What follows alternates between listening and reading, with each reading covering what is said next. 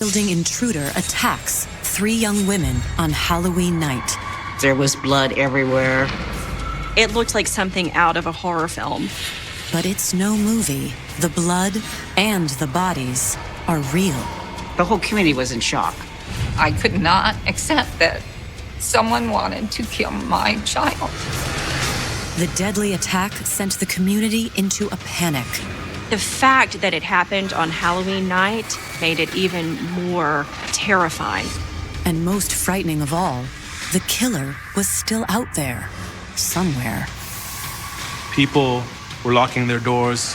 Did we have a serial killer running loose? And was the deranged killer targeting young women? When you have somebody breaking into the home of 3 young women, you very much suspected a sexual motive. But when the Halloween killer was finally unmasked, the chilling truth would take everyone by surprise. All this anger rose to the surface in ways that we don't really comprehend. It was just such a, oh my God, such a shock. Napa Valley, California, a name synonymous with award-winning wines and breathtaking scenery. Napa is a place where you go to enjoy yourself, to drink wine, to eat fine food. They are surrounded by beauty, by nature. And despite the thousands that keep its tasting rooms busy, the valley remains an idyllic place for those fortunate enough to call it home. It's a very safe community and very, very close-knit. And when something happens, when there's any kind of catastrophe or something happens in Napa, they all come together. But on Halloween 2004, a bloody night of horror wouldn't just bring Napa together, it would leave the tight-knit community huddled in fear.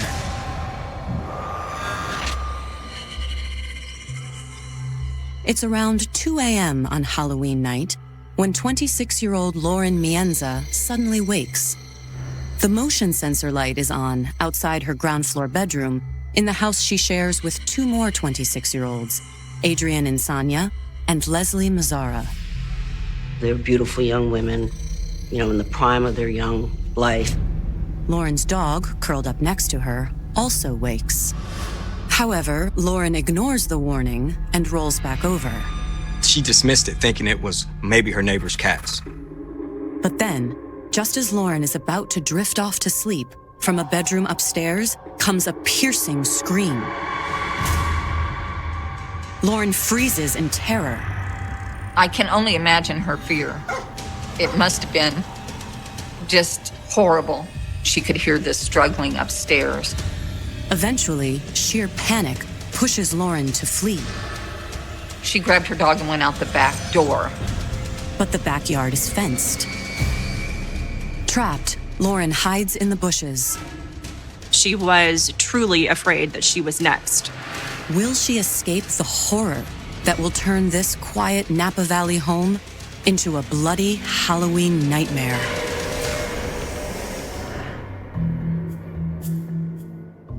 Originally from Texas, Adrienne Insania moved to Napa Valley when she was just 10 years old.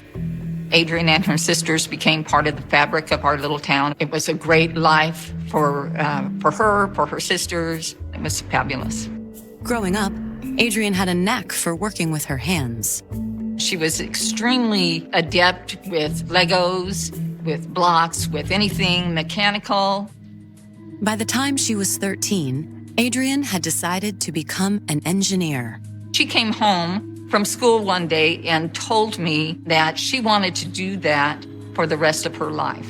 And starting in high school, she did everything she could to achieve her goal. She selected architecture, she selected AutoCAD, woodshop. She excelled in these fields, and so when it came time for her to apply to college, she was well prepared. Adrienne went off to college and got her civil engineering degree at California Polytechnic. But when it came time to apply for a job, she was determined to come home. Adrienne had grown up in this community, had lifelong friends up and down this valley, and she applied for a job that was available for the Napa Sanitation District. It seemed like a long shot for a 23-year-old fresh out of college. She competed against over 300 applicants. It was a time when jobs were scarce. But Adrian beat the odds and got the job. I said, when you're 40, Adrian, you're going to be running this place. And she goes, that's right, I am. Adrian also bonded with one of the few other women engineers at the sanitation department, another recent college grad named Lily Prudhomme. She was a good friend of Adrian's. She reminded me so much of Adrian. She was very much like her and outgoing and funny. The friends became so inseparable that in 2004, Adrian moved into a rental house near the one Lily shared with her fiancé and high school sweetheart, Eric Copple. Eric worked locally as a surveyor, and he pretty much kept to himself. He was quiet, nice, kind of shy. Which was quite a contrast to his outgoing fiancé. Lily Prudhomme was the center of his social circle. A circle that included Adrian and Lauren Mienza, a volleyball coach at the local community college. Adrian volunteered as a scorekeeper for the volleyball games, and then they got to be friends. And shortly after Lauren moved in with Adrian, their circle acquired one more member, a former beauty queen from South Carolina named Leslie Mazzara. She was very, very pretty, very outgoing, very vivacious. She was a genuinely nice, lovely person. And she'd put her considerable charm to work at a local winery. She wanted to just explore, so she came out here to Napa and she got a job. She started in as a greeter for the tourists that come into the wine tasting. Leslie was also a big hit on Napa's social scene. She went out with a lot of different guys. When she walked into a room, all eyes were on Leslie. Although when she needed a place to stay, it was Adrian and Lauren who took her in. They said, well, we got an extra bedroom, why don't you move in with us? And that's how the three of them ended up being roommates. And by 2004, after less than a year as roommates, Adrian, Leslie, and Lauren had settled into a life most 20-somethings would envy. The three girls enjoyed their lives here in Napa. They made a lot of friends, they had a lot of get-togethers, they were popular, and they were in the prime of their lives. They are living the dream. But on their first Halloween together in the house, their Napa dream would turn into a bloody nightmare. Halloween 2004 is a quiet night for Adrian and Leslie, who spend the evening handing out candy to trick-or-treaters. This was just a typical Halloween. People passing out candy, kids running up and down the street, and with parents with flashlights. Lauren joins in once she gets home at around 7:30. And a few hours later, once the doorbell stops ringing and the last of the candy is gone, the three roommates decide to call it a night. Shortly after 10:30, they went to bed. But at around 2 a.m., not long after the motion sensor light goes on outside Lauren's bedroom, someone creeps slowly up the stairs to the rooms where Leslie and Adrian are sleeping. And then, as Lauren calms her agitated dog downstairs, the intruder slips quietly into Leslie's bedroom. He attacked Leslie Mazzara first. That was probably a surprise attack. He killed her pretty quickly, and there was not much of a struggle there. However, Leslie doesn't die instantly. She screamed. The screams wake Lauren and Adrian, who is sleeping in the room next door. Adrian, being the good friend and being alert, she went in to try to stop the attack. But when she enters the room, Leslie's attacker turns on Adrian. He confronted Adrian, and she fought. She fought hard. And while she has nothing but her bare hands, Adrian fights so desperately that the knife-wielding intruder turns and flees. He ran down the stairs. But while the intruder rushes out of the house, it's not a victory for Adrian. Stabbed repeatedly during the frantic struggle, she collapses, growing weaker and weaker. Coming up, alarmed by the brutal murders, the Napa community worries who might be next. Did we have a serial killer running loose? And the police uncover a critical clue. The individual who had committed these killings had cased the house that night.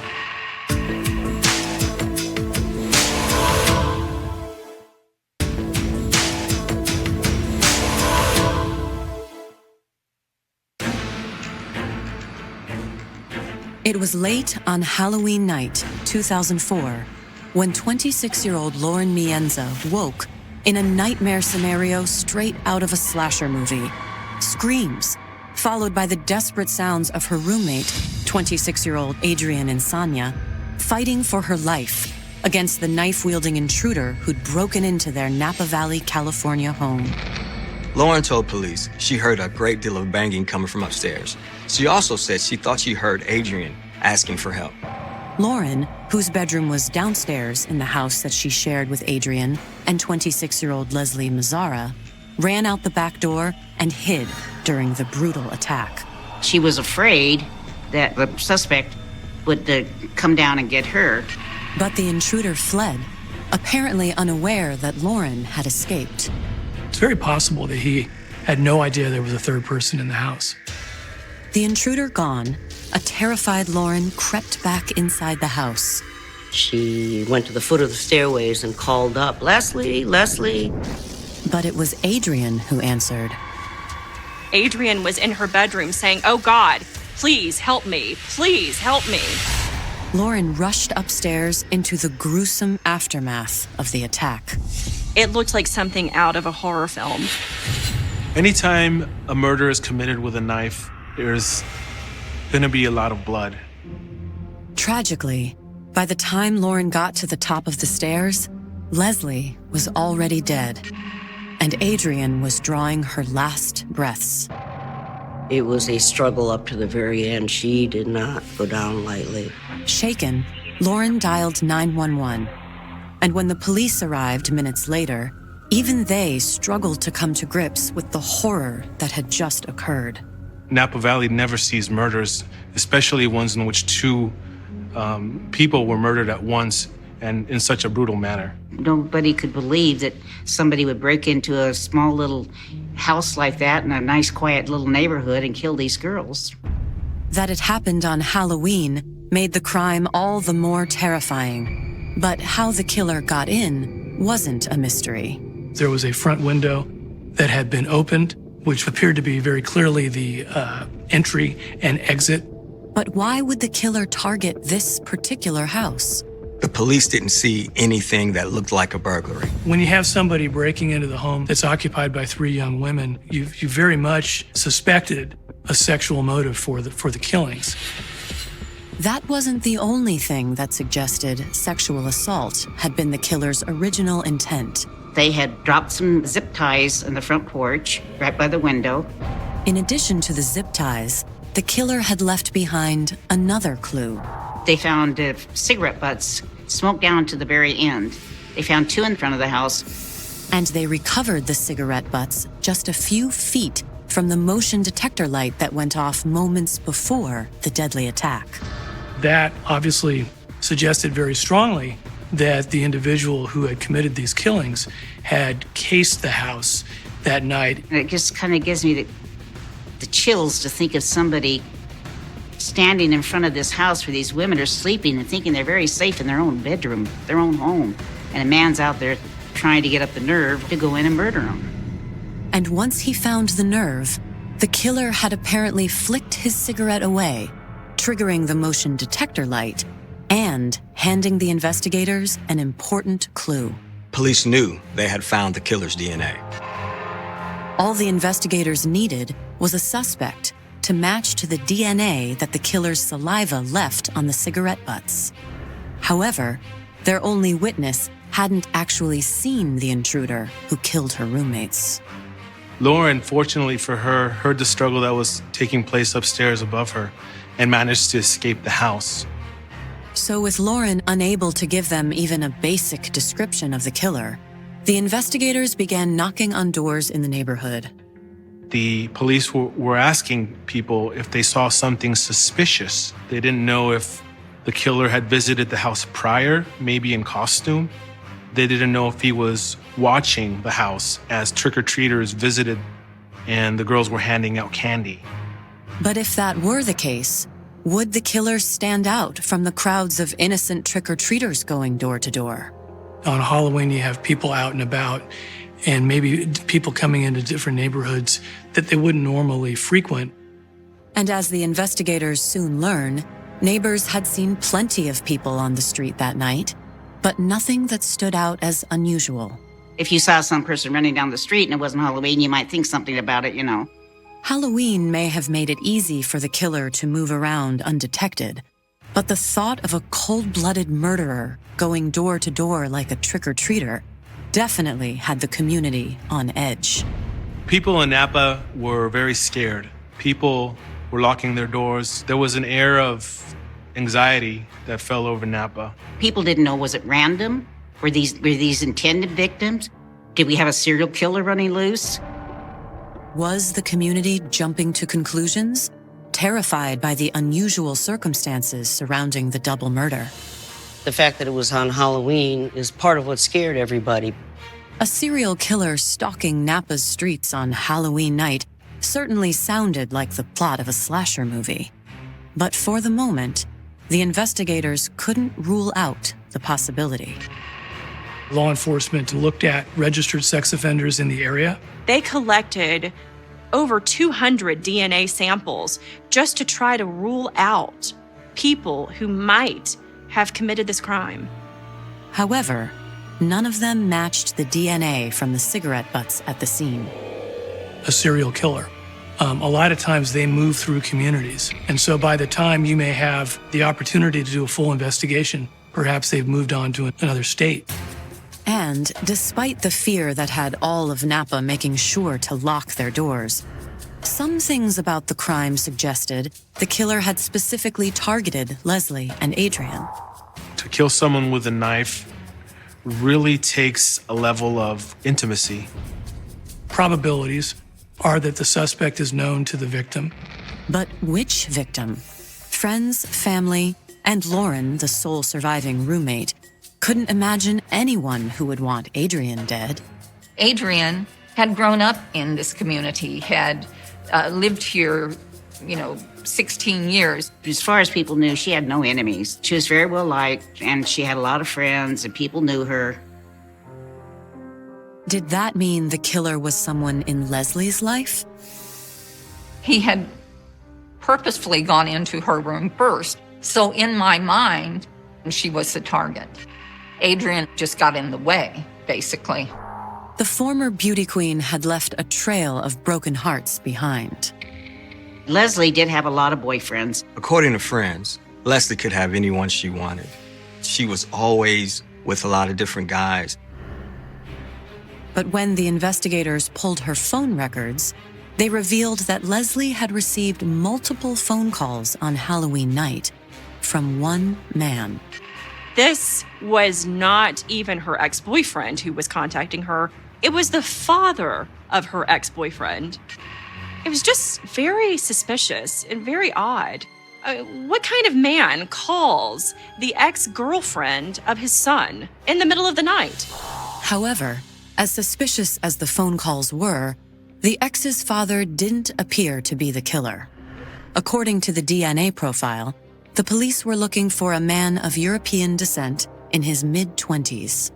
Through the DNA, they had some real sketchy information, but nothing that was, you could put your finger on. It wasn't for lack of trying. Over the next several weeks, the investigators tracked down every one of Leslie's ex-boyfriends for an interview. They traveled all over the United States, practically, to try to interview people and what they thought might be potential people of interest. But in the end, none of them were a match for the killer's DNA. And with each passing week and every potential suspect ruled out, the trail grew colder. I worried it might not be a case that could be solved. Coming up, after nearly a year, another Halloween approaches. Families were very, very scared of this. But will the police finally identify a suspect? Everyone knew that he smoked that particular brand of cigarettes.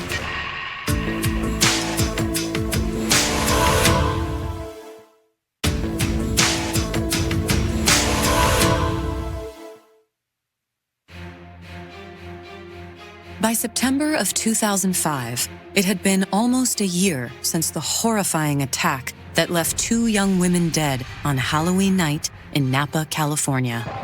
This is the most brutal murder that I've ever covered. There was blood everywhere, and it was just a very vicious, vicious crime. The victims were two 26-year-old roommates, Adrian Insania and Leslie Mazzara. What made this crime even more shocking is that it happened to two young ladies who were in the prime of their lives, really. It was obviously a very high-profile crime that shook our community, and everybody wanted it to be solved. But despite almost a year of exhaustive efforts, the police had failed to catch the killer. Every investigative lead had been followed up, and there were no leads. They could not figure it out. Certainly the victims' families were frustrated. Police were frustrated. The surviving roommate, Lauren Mienza, did her best to move on. But with another Halloween approaching, people in Napa weren't just frustrated, they were worried. People take their kids out when they go to a door. Many times they go to the door of strangers. Families were very, very scared of this. People were genuinely afraid that the killer might strike again. And with the anniversary of that terrifying night mere weeks away, the investigators were desperate for a break in the case. They had a new investigator assigned to the case, and that investigator went back and looked again at the evidence, the physical evidence.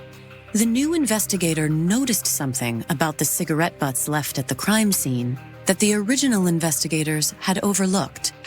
The brand on them was an unusual brand. Camel Turkish Gold. They'd only been on the market since the year 2000. These cigarettes were a fairly unique cigarette. But could it help the police identify a suspect? The decision was made that they would come out with some of this information to see if that may get somebody to talk, that it might put some pressure on the suspect. Releasing the information was a risky move. The reason for that is that if you locate a suspect and that suspect confesses, you can make the case stronger if that suspect knows facts about the assaults, about the evidence that have not been out in the media. But after almost a year of frustration, the police and prosecutors decided to take the chance. They put out a press release saying that they have new leads and something about this special brand of cigarettes. The hope was that the new information might lead someone to name a possible suspect. I wouldn't know what somebody else smoked, but young people do. They're aware of what their friends smoke or whatever. They know all of their habits. And when Adrian's close friend, Lily Prudhomme, now Lily Copple, turned up at the police station with her husband Eric on September 27th, it looked like the gamble might have paid off. After losing her best friend, it had been a tough year for Lily, but she'd gotten through it with Eric's help. He was very supportive of Lily at the time of the funeral. He was supportive of the families in general. And in February of 2005, barely 4 months after her best friend's murder, Lily and Eric were married. She said, you know, Eric and I have been talking about getting married, and we could put it off because of this, but in some ways, it makes you realize how short life is. Adrian's mother had taken part in the ceremony. Adrian was always going to be part of that wedding ceremony. And so in her stead, Lily asked me if I would be part of the wedding ceremony. It was a life-affirming moment, one that allowed Lily, Eric, and Adrian's mother to forget, at least temporarily, the tragedy that bound them together. I went with them to their rehearsal dinner. It was a happy yet poignant time. You know what I mean? Life goes on. But the poignant time was short-lived, because thanks to the information the police had released about the cigarette butts, Lily and Eric were about to reveal the astonishing truth about what happened that Halloween night. Eric Copple confessed to killing both of the women. Eric's sudden, unexpected confession left the investigators completely dumbstruck. Eric had not been interviewed by the police, even though he was part of the circle of friends. He was on a list at one point to be interviewed. I don't recall why it didn't happen. Questioned by police, Eric said he and Lily had gone to a Halloween party on the night of the murders and that he had been drinking heavily. They were playing a game, and every time you got an answer wrong, you had to take a shot. And according to Eric, he'd gotten plenty of answers wrong. Eric had way too much to drink. Lily became very angry with him. And so she drove him to their home and dropped him off. And then she was so angry, she went to her parents' house and spent the night there. Eric said he'd stumbled into bed, but he hadn't stayed there. He woke up sometime after midnight and ended up driving over to where these 3 young women lived. Why he went over to the house, Eric couldn't or wouldn't say. Nor did he mention the packet of flex cuffs he'd apparently dropped at the scene. Quite candidly, the flex cuffs spoke volumes about what his intent was. Once at the house, Eric hung around outside for a while. He smoked 2 or 3 cigarettes, these special Turkish gold cigarettes, and then he took his knife, cut the screen, and he went straight upstairs. According to Eric, at the top of the stairs, he'd crept into Adrian's room. Eric went into her bedroom, and my understanding is that there was a pile of clothing at the foot of her bed, and he laid down there for a while, and then when he looked up, Adrian was looking at him. His story was that he was very drunk, and he could not give any details about the killings. However, based on what he remembered from later that night, after he'd driven home, Eric said that he was fairly certain that he had killed Adrian and Leslie. He realized he had blood on his sweater. At that point, he went out in his backyard, he built a fire in the fire pit, and burned all his clothes. And for the past 11 months, no one had been the wiser. There was nothing about Eric that would have caused anyone any suspicion. He's been with the friends, with the family, and, on and just been with them all this time and been just doing his normal job, going to work every day. And here his wife, of only 8 months, she's living with this killer, and nobody had a clue. At least, no one had a clue until the police released the details about the brand of cigarettes found at the crime scene. Everyone knew that he smoked that particular brand of cigarettes. The realization that people might start to suspect him had apparently sent Eric into a panic. Eric actually sent notes to members of his family indicating to them that he planned to take his own life. He didn't see it as suicide, he saw it as justice. His older brother got the letter and rushed over, and he and Eric's wife, Lily, basically gathered around him, and they talked him out of committing suicide, and he agreed to go down and make a statement to the police. But was his statement the truth? He didn't offer any motive to the police. And some things about his statement didn't quite line up with the evidence, like his claim that he'd gone to Adrian's bedroom first. A lot of times, people will confess to crimes just for the attention. Was it possible that Eric's confession was false? There was one way to find out. After making his statement to the investigators, the police took him into custody, and then they took a DNA sample. Coming up, the police uncover a surprising motive. He felt that Adrian was going to take Lily away from him. And Eric's attorney uncovers a possible defense. It's like I'm hearing it, but am I hearing the right thing?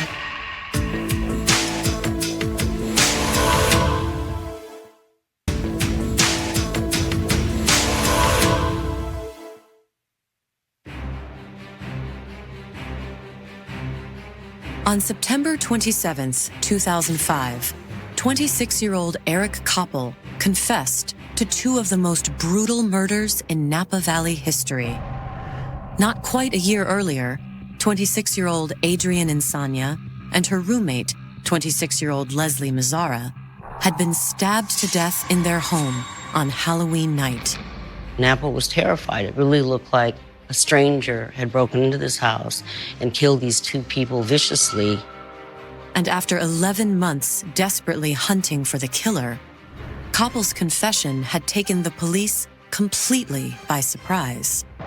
He slipped through the cracks. He was just kind of this visible person that the police didn't really think knew anything or had any much to do with it. And he had no criminal history. Eric was a virtual stranger to law enforcement here in Napa. But he was no stranger to Leslie and Adrian or their families, which made the identity of Leslie and Adrian's killer even more astounding. The police sergeant, he told me that they had made an arrest.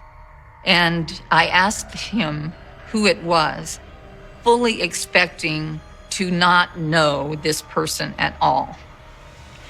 And when he answered Eric Copple, I was stunned. And I said, Lily's husband? It's like I'm hearing it, but am I hearing the right thing? I thought of him as part of Adrian's intimate circle of friends, the same circle of friends that had been supporting me through this difficult time. And most infuriating of all, in February, less than 4 months after her daughter's murder, Adrian's mother had even read a passage of scripture as part of Eric and Lily's wedding. Who does that to anyone? Who murders someone's child and then asks that person to read a vow during their wedding? The Napa community was just as stunned by news of Eric's arrest. It was just such a, oh my God, such a shock that this man had been living among us for all these months. Although despite the shock, Napa took comfort knowing that the Halloween killer was finally in custody. There was a big sigh of relief. Once he became identified as the perpetrator, the community now recognized this was not some serial killer. But even after Eric had confessed, questions remained, one most of all. One thing that was very much on the minds of a lot of people in the community, what was his intent? Why did he do this? Born in 1979, Eric Copple spent his early childhood in Southern California. His father was a minister of some type, and in middle school, they ended up moving to Napa. Once in Napa, the teenager struggled to fit into his new school. He was an odd duck. He kept to himself. He was uncomfortable meeting new people. But in high school, he did meet someone, Lily. He took her to the senior prom, and that was the beginning of their relationship. Dating Lily was the one bright spot in Eric's life. He didn't have a lot of friends. The friends he had were just Lily's friends. But even with Lily at his side, he continued to struggle with social anxiety. Many times it was hard to even get him to go out of the house because it took him so long to get ready to go. The only person he really interacted much with was Lily. After high school, Eric did attend a local community college, but he soon dropped out. He went for 1 year, but he said that he didn't like school. His main focus in life was Lily. The couple moved in together and even got engaged. But Eric, who'd found work on a survey crew, still struggled with his anxiety. It was a darkness and a heaviness that just seemed to weight him down. He couldn't break free of it. And he resisted Lily's frequent urging to seek treatment. Part of his personality was such that it would have been beneath him really to go and ask for help. Instead, Eric chose to self-medicate. He was an alcoholic. It was not unusual for him to put away 9-10 beers a night easily. Eric's drinking eventually became a problem for Lily. And in March of 2004, some 7 months before the murders, she had called off their engagement. The couple did continue to live together. Lily was basically expressing great disappointment in him because he wouldn't stop drinking, he wouldn't get counseling. But Eric had been devastated nonetheless. His relationship to his wife, Lily, was the most important thing in his whole life, and it had been that way for years, and he counted on her. And the date that had been set for their wedding before it was called off? Lily and Eric were supposed to get married on November 1st. Was it a coincidence that Adrian and Leslie died on what was originally supposed to be Eric and Lily's wedding day? We know that Eric had problems with Lily and that Eric attributed some of those problems, at least in part, to some of Lily's friends. There may well have been some input that his wife received from Adrian suggesting that maybe she could do better than Eric Copple. The theory is that Eric went over to the house to extract revenge on Adrian. Eric may have also been jealous of Adrian. In his mind, she was everything that he could not be because he was not a comfortable, gregarious person. Lily seems to come alive when she's with Adrian, and I think he felt threatened. In fact, Eric may have felt like Adrian was taking his place. Lily made plans with Adrian to go to Australia. They were getting ready to go a couple weeks later in November. Lily had arranged the trip in place of her canceled honeymoon, and that may not have sat well with Eric. I think that he saw Adrian as his competitor and somebody who was going to take Lily away from him. Which meant that Eric was already on edge when he and Lily went to a Halloween party the night of the murders. The party where he'd gotten drunk and ended up in a fight with Lily. Maybe the argument they had that night was about Adrian and about her going to Australia with Adrian. Did that explain what had happened next? After Lily dropped him off and went to spend the night at her parents' house, Eric, drunk and angry, had driven over to the house where Adrian and Lauren lived. He went to the house planning to do something really bad to these girls that live there. I think he went there with the thought to kill her. All of the inadequacies that he felt about himself, which were really buried deep down inside of him, he just was jealous in ways that we don't really comprehend, and he wasn't able to stop himself. All this anger rose to the surface. Poor Leslie was in the wrong place at the wrong time, and she ended up being a victim as well. While thanks to her dog's warning, Lauren had narrowly avoided the same fate. By escaping the house, she managed to survive the attack that took the lives of her two friends. Then, after the murders, he'd burned his bloody clothes and gotten rid of the knife. He seemed to have planned it and very meticulously covered his tracks. And if his twisted plan had been to win Lily back by killing her best friend, it had worked. After Adrian was killed, Lily realized that life was short. However, Eric had made one mistake when he stole into the house on Halloween night. He didn't enter right away. He kind of hung out outside smoking cigarettes, building the courage up to break into the home. The DNA from the cigarette butts matched him. And with such ironclad evidence to back up Eric's confession, would he pay dearly for his horrific crime? It was a case that was potentially eligible for the death penalty. The special circumstances that made him eligible for death were lying in wait and multiple victims. Or would Eric's own special circumstances offer a possible reprieve for the Halloween killer? I thought they would try to really push an insanity plea. Coming up, the victims' families confront Eric in court. Adrian's mother just led into him. But will their emotion-packed pleas be enough to seal his fate? We wanted him to suffer.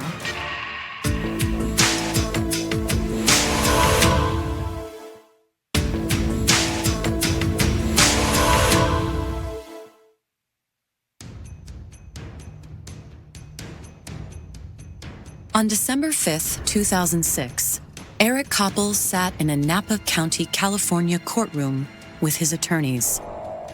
It had been a little more than a year since the 27-year-old had confessed to killing Adrian Insania and her roommate, Leslie Mazzara. And while he'd never explained why he'd murdered the two women, the Napa community demanded justice for the horrific crime. There were plenty of people who thought it was exactly the right thing to do for us to seek the death penalty. However, there were two people who didn't agree: Adrian and Leslie's mothers. Neither of us wanted the death penalty. We wanted him to suffer. We wanted him to suffer every day for a long, long time.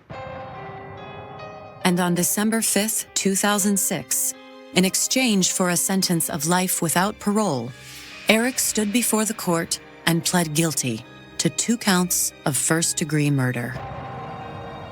I know we couldn't have gotten a lesser sentence. We almost certainly couldn't beat the first-degree murder charges. However, while Adrian's mother had spared Eric from a possible death sentence, she didn't hold anything back when she spoke at his sentencing hearing. She said, "You stabbed my baby, you stabbed her, and then you stabbed her again and again and again," and she was pounding on the lectern. There's no way he could even begin to know what he had done to our families. After Adrian's mother spoke, Eric's wife made her own emotional statement to the court. The whole statement from her was about how she loved her husband, she would never not love her husband, that she understood that what he'd done was horrific, but that wasn't who he was. Eric, who had remained stoic throughout the proceeding, broke down sobbing. His whole body was trembling, and it was like this powerful emotion was coming up through him. And then, once he'd regained his composure, he turned to Adrian and Leslie's families and apologized. He just said, "I'm sorry for what I did, and I hurt so many people." I appreciate the fact that he did apologize to me and to my 2 daughters by name. However, while he did apologize, Eric never answered the most haunting question: exactly why he'd murdered Adrian and Leslie on Halloween night. I consider myself a very sane and rational person, but I could not accept that someone wanted to kill my child. You know, someone hated her, and this is a person no one hates, and wanted her gone. The first thing investigators noticed was the silence. Not the silence of an empty house. Not the silence of a forgotten town. It was the silence of a place that had been waiting for someone to finally ask the right questions. For 34 years, a single file sat inside a South Carolina sheriff's evidence room. A faded folder. A missing person report. A photograph that had slowly turned yellow with age. A case that many believed would never be solved. The name written across the front was simple: Rebecca Holloway. In 1991, Rebecca was 27 years old, a young woman known throughout the small town of Millbrook County as someone who never walked away from a problem. She worked at a local newspaper. She photographed community events. She interviewed residents. She wrote stories about people who were often ignored. But on a cold October night in 1991, Rebecca disappeared. And what happened next became one of the most disturbing mysteries in South Carolina history. Her car was found abandoned near an old forest road outside town. The driver's door was unlocked. The keys were still inside. Her notebook was missing. Her camera was gone. And the only clue left behind was a single photograph lying on the passenger seat. A photograph that investigators could not explain. It showed an empty field, a broken fence, a distant farmhouse, and in the corner of the image, a shadow. At the time, detectives believed the photograph meant nothing. A mistake, a random image, something accidentally left behind. But decades later, that photograph would become the first piece of a puzzle that had been hidden in plain sight. Because someone had been watching Rebecca that night, and someone had spent years making sure nobody discovered why. The investigation began immediately. Search teams moved through forests. Volunteers walked miles of roads. Helicopters searched abandoned areas. The entire community joined the effort. Rebecca was not a stranger. She was someone everyone knew. Someone who remembered birthdays. Someone who attended local meetings. Someone who believed every person had a story worth telling. Her disappearance shocked Millbrook County. People placed missing posters everywhere. Businesses put them in windows. Families searched areas where investigators had not yet looked. For weeks, the town waited for answers. But the answers never came. The investigation slowly began to collapse under the weight of unanswered questions. There were no witnesses, no confirmed sightings, no clear motive, no evidence connecting anyone to Rebecca's disappearance. The case became another cold file, another name added to a growing list. But the truth was not gone. It was hidden.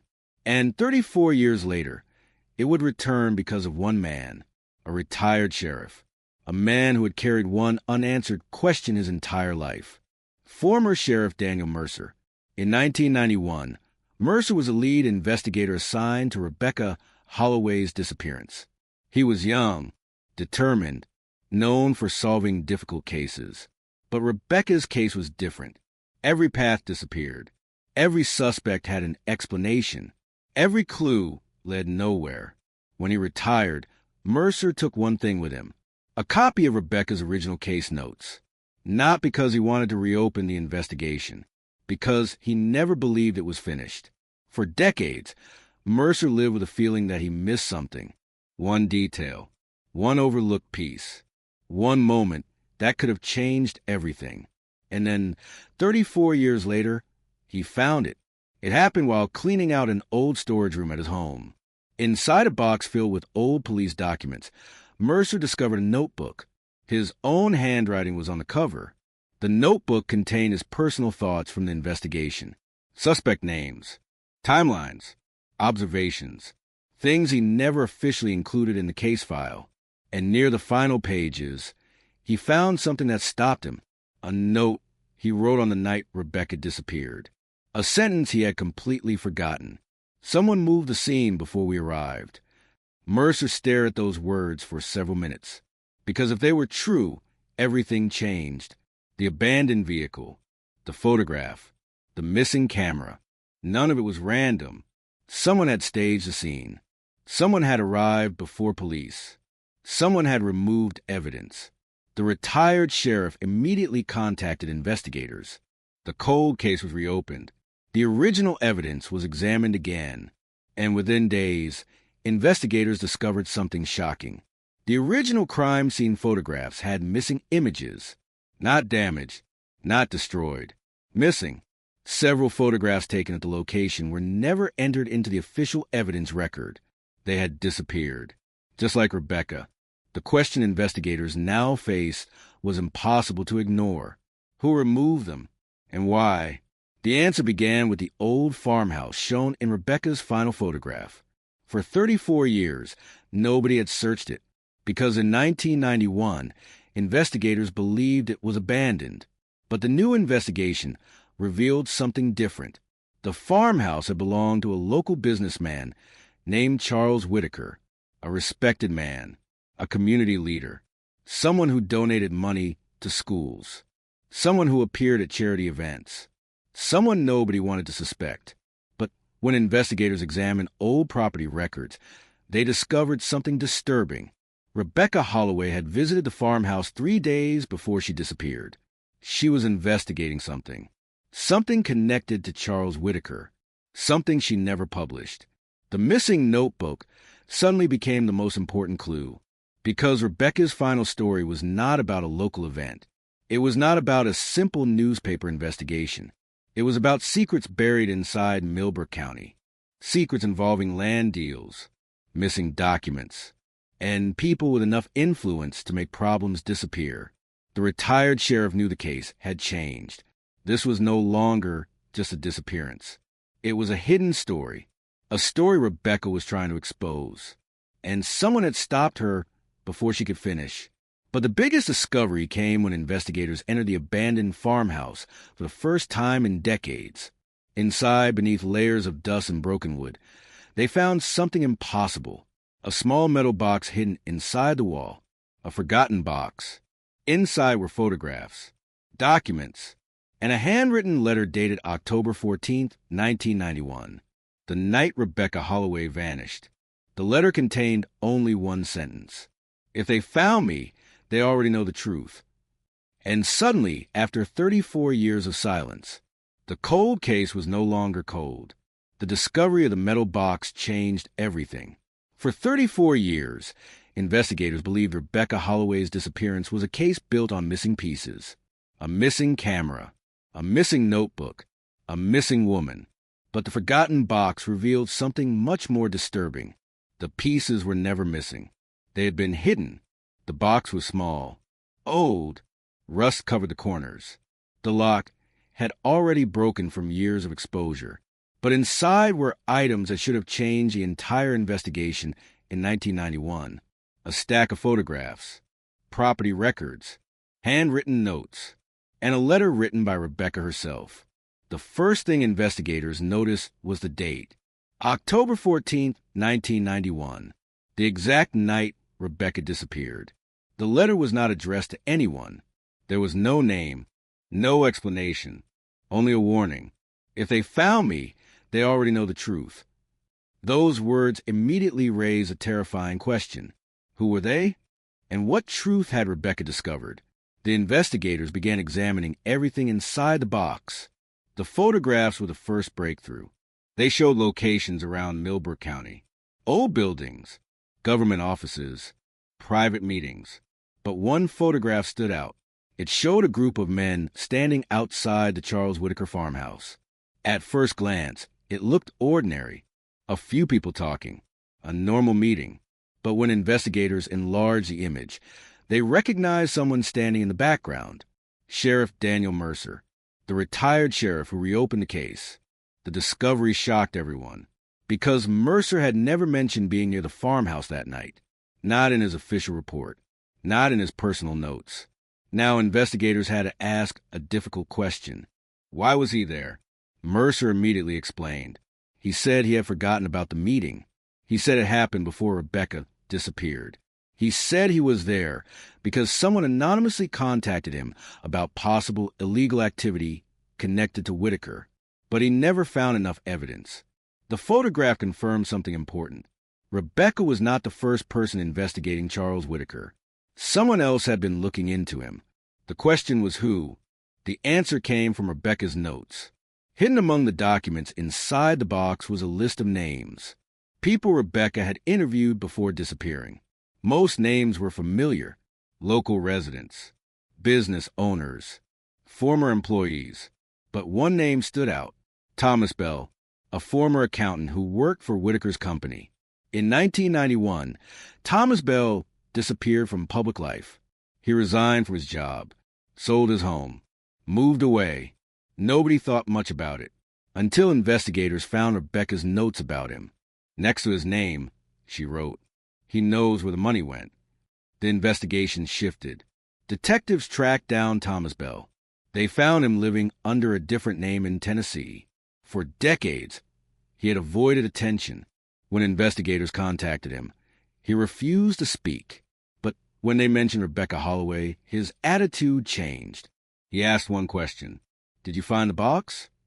The investigators froze, because nobody outside the investigation knew about the box. Not yet. That meant Thomas Bell knew it existed. The interview continued. Bell admitted he knew Rebecca. He admitted she contacted him several times before she disappeared, but he denied knowing what happened to her. He said Rebecca was getting too close to something dangerous, something bigger than Charles Whitaker, something involving people who could erase problems. When investigators asked him to explain, Bell became nervous. He looked toward the window. Then he said, "Rebecca thought she was investigating corruption. She was actually investigating protection." That sentence changed the direction of the case, because it suggested Whitaker was not the person controlling everything. He was being protected by someone else. The investigators returned to Forgotten Box. They searched every document again. This time, they noticed something hidden in the photographs. A symbol, a small marking written in the corner of several images. A triangle with a line through the middle. The same symbol appeared on property documents connected to Whitaker, but investigators had never seen it before. They began searching old county records. The symbol appeared again, and again. It was connected to dozens of businesses, construction companies, real estate groups, investment firms, all linked through one thing: a private organization known as the Carolina Development Council. Officially, it was a group created to support economic growth, but Rebecca's documents suggested something else. Behind closed doors, the organization controlled land purchases throughout the region. They influenced decisions. They pressured families. They moved money through hidden channels. And Rebecca had discovered it. The missing newspaper article she was working on was finally revealed. Inside the box was a rough draft.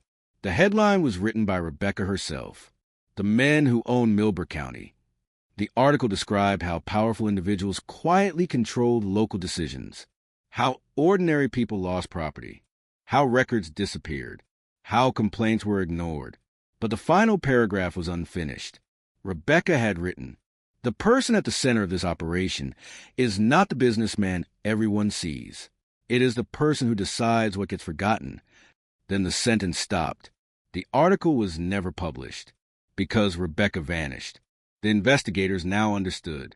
She was not targeted because she found corruption. She was targeted because she found who protected it. The search for answers led them back to the original investigation.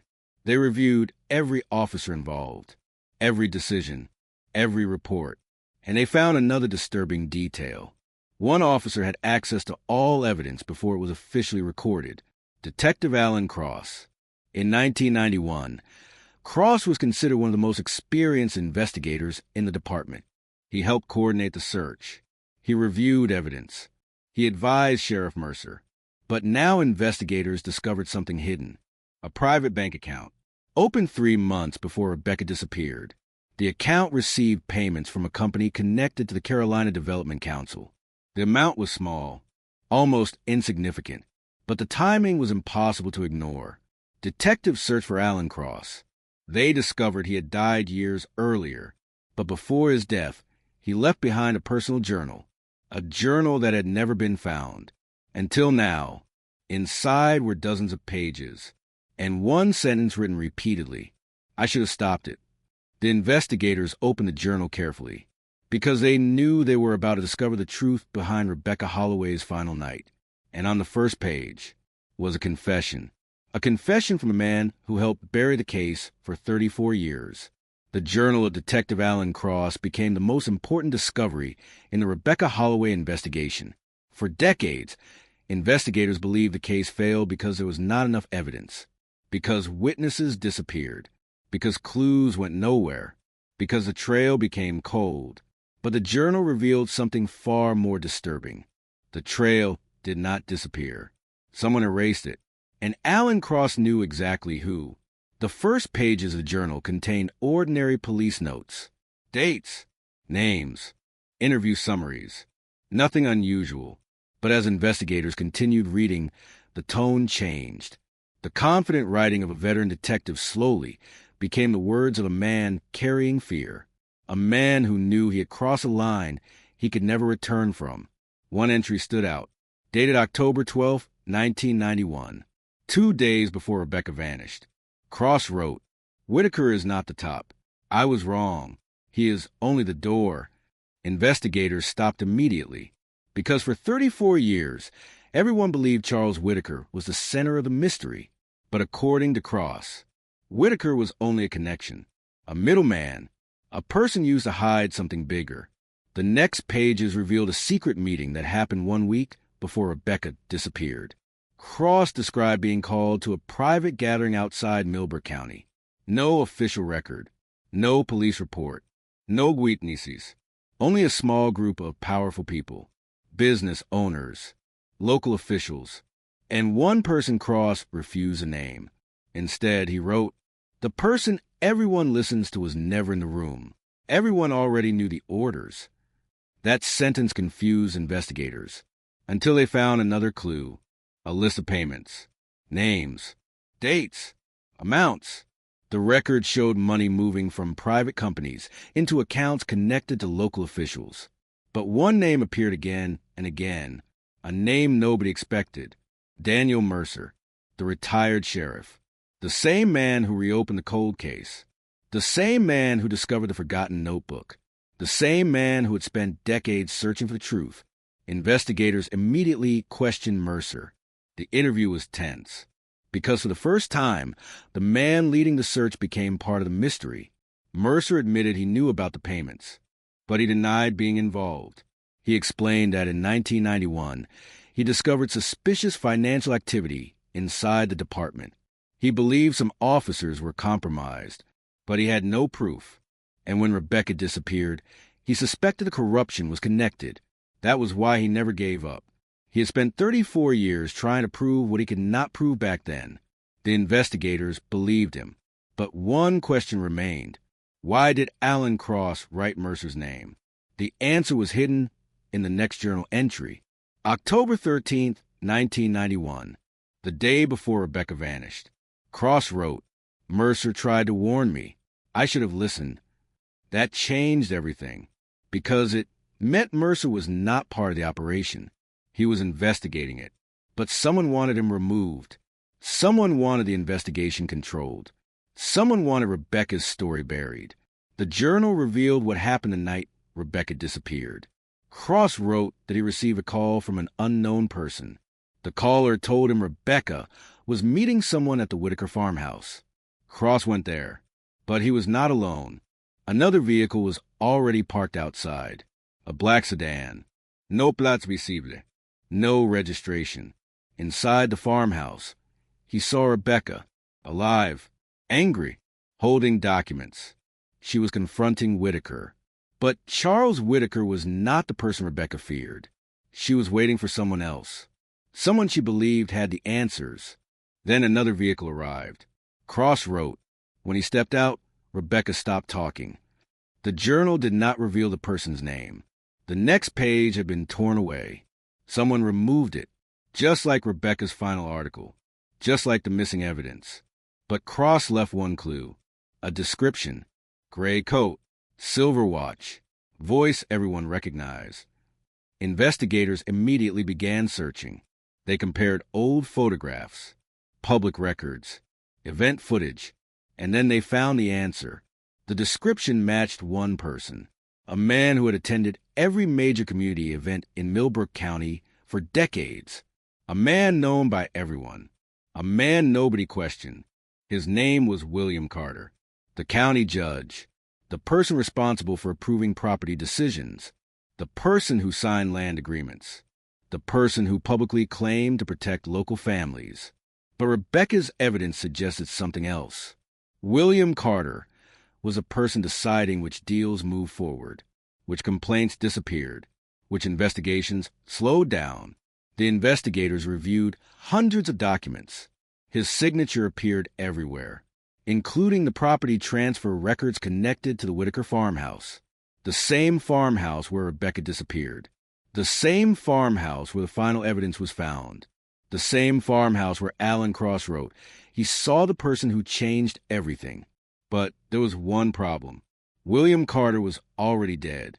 He had died peacefully 15 years earlier, never investigated, never questioned, never suspected. The man who may have been at the center of the entire operation was gone. But the investigation was not over, because inside Alan Cross's journal was one final discovery, a hidden envelope attached to the back cover. Inside was a photograph. The image showed William Carter standing beside another person, someone still alive, someone who had never been investigated, someone connected to the original disappearance. On the back of the photograph, Cross wrote only 5 words. He knows where Rebecca is. Investigators turned the photograph over, and when they saw the face, the entire case changed again, because the person standing beside William Carter was not a stranger.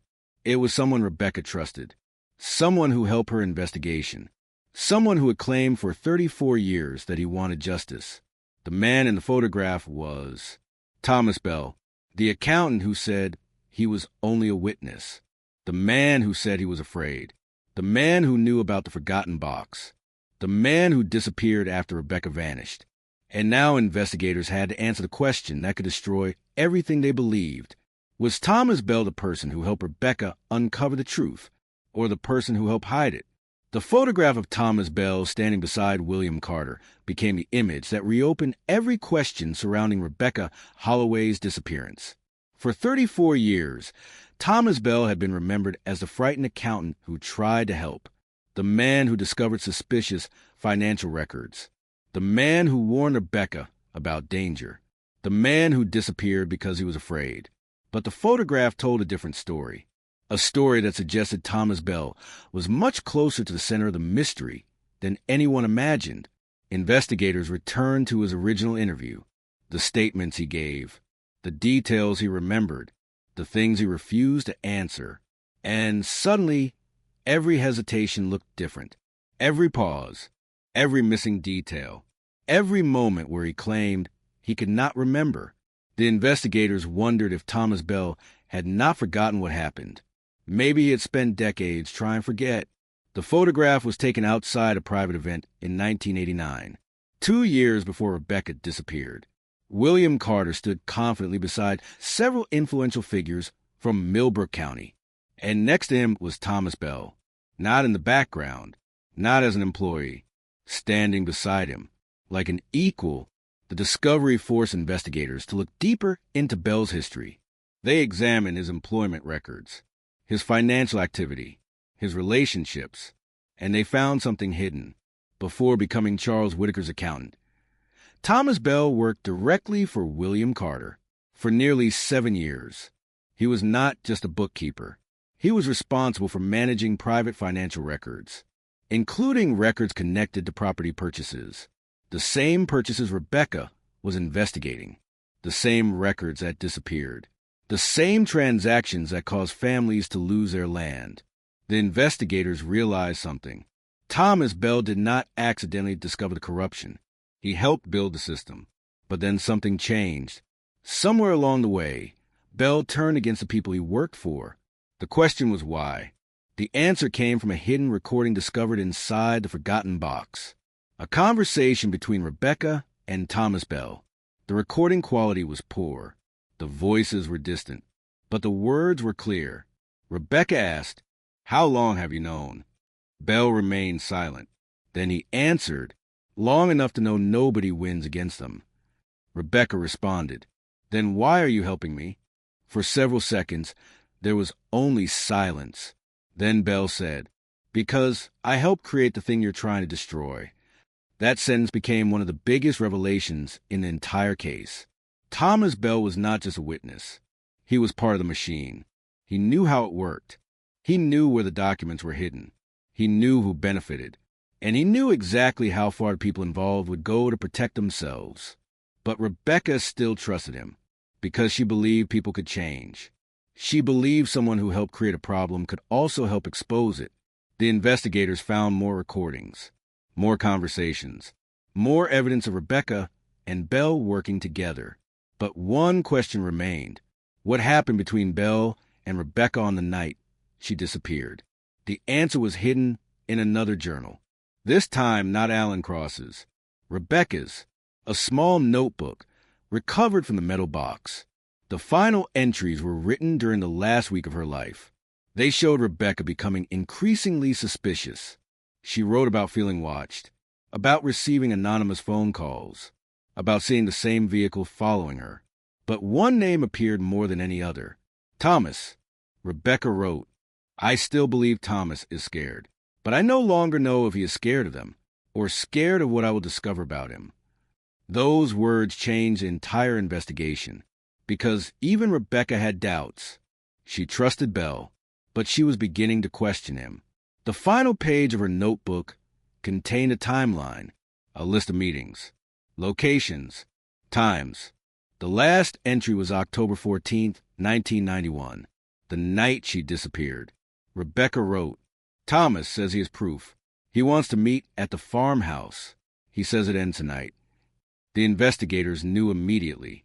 Thomas Bell was the last person known to arrange a meeting with Rebecca, the same man who claimed he wanted justice, the same man who knew about the forgotten box, the same man who knew the truth.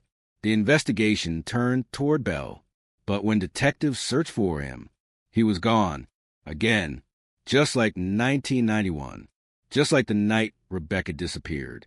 His home was empty. His phone was disconnected. His vehicle was missing. But unlike before, investigators had something they never had: evidence. They tracked his movements through old records. They discovered he had recently returned to South Carolina. He had been watching the investigation from a distance, waiting. The detectives located him at an abandoned church outside Millbrook County, a place connected to his childhood. When they entered, Thomas Bell was sitting alone. He did not run. He did not deny knowing they would come. He simply looked at them and said, "I knew this day would happen." The interview lasted hours. At first, Bell refused to answer questions about Rebecca, but when investigators placed a photograph of him and William Carter on the table, everything changed. Bell looked at the image, then lowered his head. He admitted he had worked for Carter. He admitted he helped move money. He admitted he knew about illegal property deals. But he insisted there was one thing he never did. He never wanted Rebecca harmed. The investigators asked, "Then what happened that night?" Bell remained silent, longer than before. Then he finally spoke. He said Rebecca arrived at the farmhouse believing she was meeting him. She believed he had proof that would expose everyone. But Bell was not the only person waiting. Someone else arrived. Someone who knew Rebecca had the documents. Someone who knew she was close to revealing the truth. Bell said he tried to stop what happened, but he failed. The investigators asked a question that had haunted the case for decades. Who took Rebecca Holloway? Bell looked toward the floor, then whispered a name that shocked investigators, a name that connected every piece of evidence, a name that had appeared nowhere in the official case file, a name Rebecca herself had never written, because she never knew who was truly behind everything. Thomas Bell looked at the detectives and said, "The person who destroyed Rebecca's life was not Charles Whitaker." A pause. Then, it was Daniel Mercer. The room went silent, because the man who reopened the cold case, the retired sheriff who spent decades searching for answers, was suddenly accused of being the person who knew the truth all along. The accusation against Daniel Mercer changed the entire investigation in a single moment. For decades, Mercer had been seen as a man who never gave up, the retired sheriff who kept Rebecca Holloway's file, the investigator who discovered the forgotten notebook, the person who reopened a cold case everyone else had abandoned.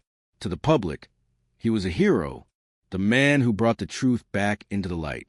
But Thomas Bell's confession created a terrifying possibility.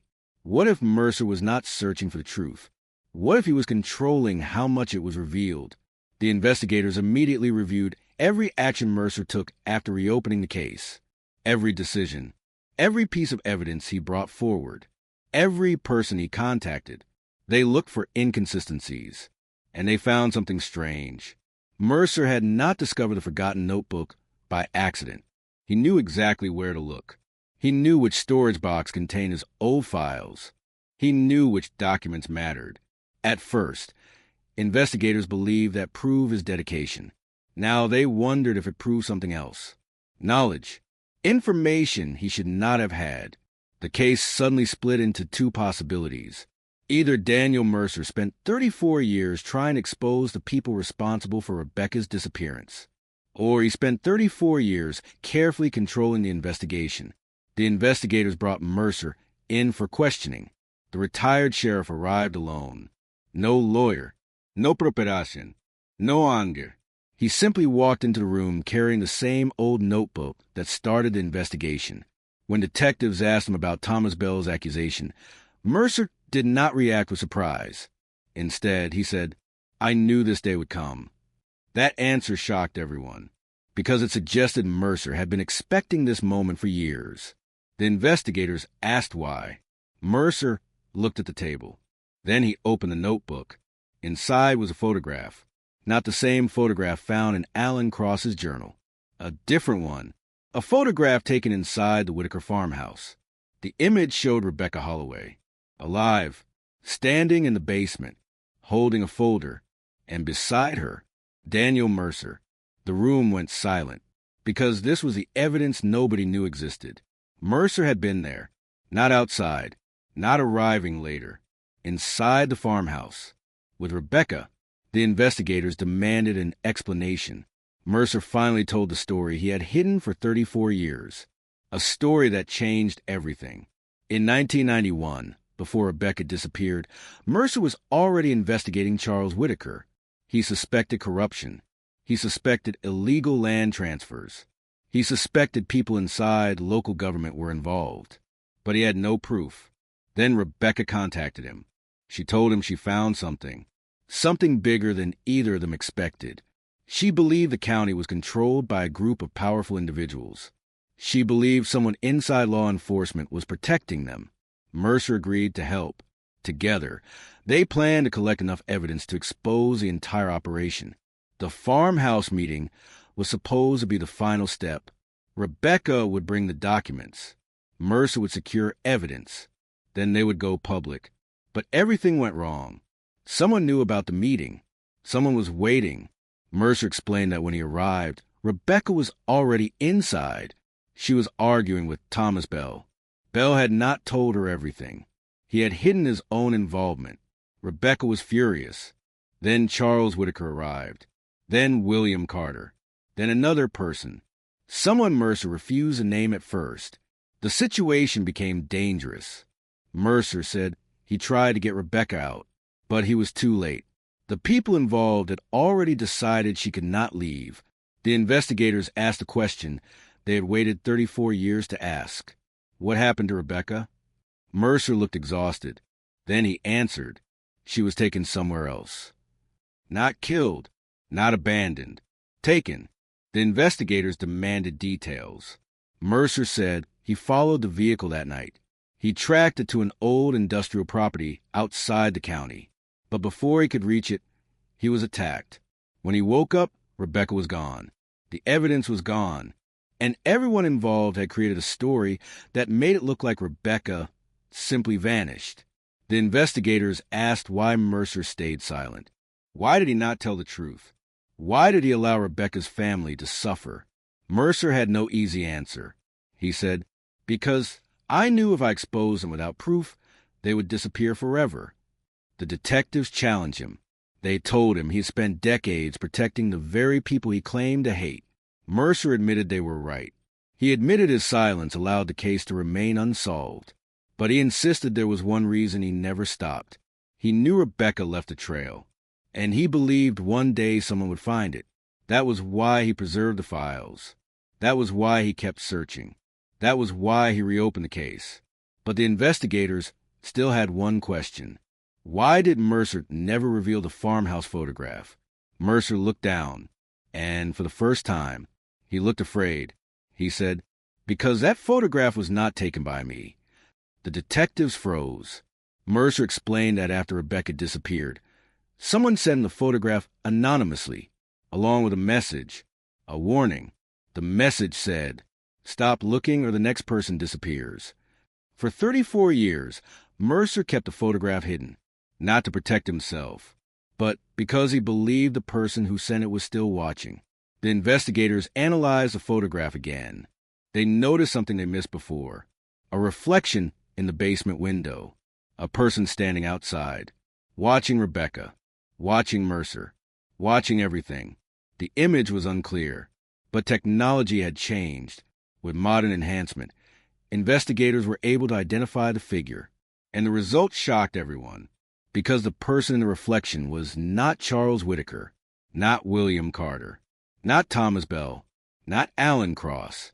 It was someone nobody had ever suspected, someone who had no reason to be there, someone who had spent 34 years appearing innocent. The person in the photograph was Rebecca Holloway's own brother, Michael Holloway, the man who had spent decades demanding answers, the man who publicly blamed the police, the man who organized searches, the man everyone believed was Rebecca's greatest supporter. And now investigators had to face the impossible question. Was Michael Holloway searching for his sister, or hiding what happened to her? The discovery of Michael Holloway in the farmhouse photograph created a wave of shock throughout Millbrook County. For 34 years, Michael had been the face of Rebecca's family's search for answers. He appeared on television. He attended missing person events. He spoke at memorial gatherings. He criticized investigators. He demanded justice. To everyone watching from the outside, Michael was a grieving brother who refused to give up. But the photograph changed everything, because investigators now had proof that Michael was at the farmhouse the night Rebecca disappeared, and he had never mentioned it. Not once. The investigators brought Michael in for questioning. The room was tense before the first question was even asked. Michael entered carrying a folder filled with newspaper articles about Rebecca, clippings he had collected for decades, photographs, reports, stories about the case. It looked like the collection of someone searching for the truth, but the detectives knew better. Sometimes the person closest to a mystery was not searching for answers. Sometimes they were protecting the questions. The first question was simple. Why were you at the farmhouse on October 14th, 1991? Michael remained silent. For nearly a minute, he stared at the table. Then he answered, because Rebecca called me. That sentence changed the direction of the investigation again. Michael explained that Rebecca contacted him hours before she disappeared. She told him she had discovered something dangerous. She told him she did not trust anyone, not the police, not her sources, not even the people helping her. She asked him to meet her, but she never told him where she was going. Michael said he followed her because he was worried. When he arrived at the farmhouse, he saw multiple vehicles. He saw people arguing. He saw his sister inside, but he claimed he never entered. He claimed he was afraid. He watched from outside. And then everything happened. The detectives asked a question that had been haunting the case. If you saw all of that, why did you stay silent for 34 years? Michael looked down. His answer was unexpected. Because Rebecca told me to. The investigators were confused. Michael explained it before disappearing. Rebecca had given him one instruction. If anything happened to her, do not trust anyone, not even people trying to help. She believed the entire system was compromised. Michael said he wanted to come forward many times, but every time he considered it, he remembered what Rebecca told him. If they know you saw something, they will come after you too. The detectives asked why Rebecca would trust him with such a secret. Michael revealed something that changed how everyone understood their relationship. Rebecca had not contacted him because he was her brother. She contacted him because she believed he was the only person outside the investigation who could protect the truth. Michael was not just family. He was her backup plan. The investigators searched Michael's history. They found no suspicious financial activity, no hidden connections, no evidence he benefited from Rebecca's disappearance. But they found something else. A hidden storage unit. A place Michael rented in 1992. Inside were boxes, hundreds of pages, photographs, copies of documents, everything Rebecca gave him before she vanished. Michael had protected the evidence for 34 years. The investigators realized something. Michael was not hiding the truth. He was hiding the evidence from the people who wanted it destroyed. But one question remained. Why did the photograph make it appear that Michael was watching from outside? The answer came from the photograph itself. The image had been edited. Not recently. Back in 1991, someone had cropped the original image. The person who removed part of the photograph wanted investigators to believe Michael was suspicious. But the original version showed something different. Michael was not watching Rebecca. He was watching someone else. A vehicle parked near the farmhouse. A vehicle that belonged to a person nobody had connected to the case. The owner was identified through old registration records. The vehicle belonged to Alan Cross, the detective who wrote the confession journal, the detective who admitted he failed Rebecca, the detective who was supposedly trying to expose the corruption. Now investigators discovered he had been at the farmhouse before anyone else. The timeline changed again. Alan Cross was not just a compromised investigator. He was present at the center of everything. The detectives returned to his journal. They searched every page, every hidden note, every reference, and they found something they missed. A repeated phrase, written 6 times throughout the journal. The first mistake was trusting him. Investigators believed the phrase referred to William Carter. But now they considered another possibility. It referred to himself. Alan Cross trusted someone who manipulated him, someone who convinced him to participate, someone who knew exactly how to control the investigation. The investigators reopened the final pages of Cross's journal, the pages they believed were incomplete. Using advanced recovery methods, they discovered faint writing beneath the torn section, a hidden message, a message that Cross tried to protect. It contained 3 words that changed everything. Rebecca knew Alan. The investigators realized the relationship between Rebecca and Cross was more complicated than anyone knew. Rebecca did not see him only as a detective. She knew him personally. She trusted him, and that made the betrayal more dangerous. The next discovery came from Rebecca's own notebook, a page investigators had previously overlooked, a note written beside Alan Cross's name. It said, "He is afraid, but he is not the enemy." That meant Rebecca knew something. She knew Cross was involved, but she also knew he was not the person controlling everything. He was another person trapped inside the system, another person who made mistakes, another person who waited too long. The investigators now understood the structure of conspiracy. Charles Whitaker handled business. William Carter controlled decisions. Thomas Bell managed information. Alan Cross manipulated the investigation. But someone else stood above all of them, someone who connected every piece. The final clue came from the original photograph Rebecca left in her car, the image of the empty field, the broken fence, the distant farmhouse. For 34 years, everyone focused on the shadow in the corner, but investigators finally noticed something else. In the far distance, a sign, half covered by trees, a name written across it, a location, a place Rebecca had been investigating before she disappeared, a place that appeared nowhere in the official case files. The sign read, Hollow Creek Research Facility, and when investigators searched old records, they discovered the facility was owned by the one person whose name had never appeared in any part of the investigation, the person who had been missing from every document, the person who had never been questioned, the person Rebecca was truly trying to expose, because the owner of Hollow Creek Research Facility was the person who started everything. The name attached to Hollow Creek Research Facility did not appear in Rebecca Holloway's original case file. It did not appear in the newspaper reports. It did not appear in the property investigation. And it did not appear in any of the interviews conducted after Rebecca disappeared. That was impossible, because the facility had existed for years. It had employees, property records, financial accounts, government contracts, and one owner. Yet somehow, that owner had remained invisible. Investigators pulled the original property deed. The first document listed the facility as belonging to a company called Hollow Creek Research. The company was registered in 1978.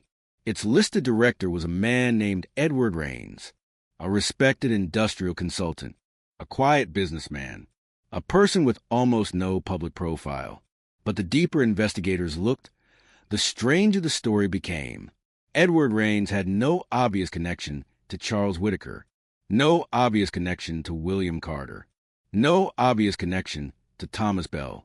Yet his company had financial relationships with all three. Money moved between their businesses. Contracts were exchanged. Properties changed hands. And the same unusual symbol appeared on documents connected to every company. The triangle, the line through the center. The symbol Rebecca had circled repeatedly. The symbol she was clearly trying to understand. Investigators returned to her notes. They found a page containing only 3 words. Raines knows everything. Nothing else. No explanation. No context. Just a name. Edward Raines. The investigators searched for him. They discovered he died in 2004. No criminal record. No scandal. No suspicious investigation. A quiet death.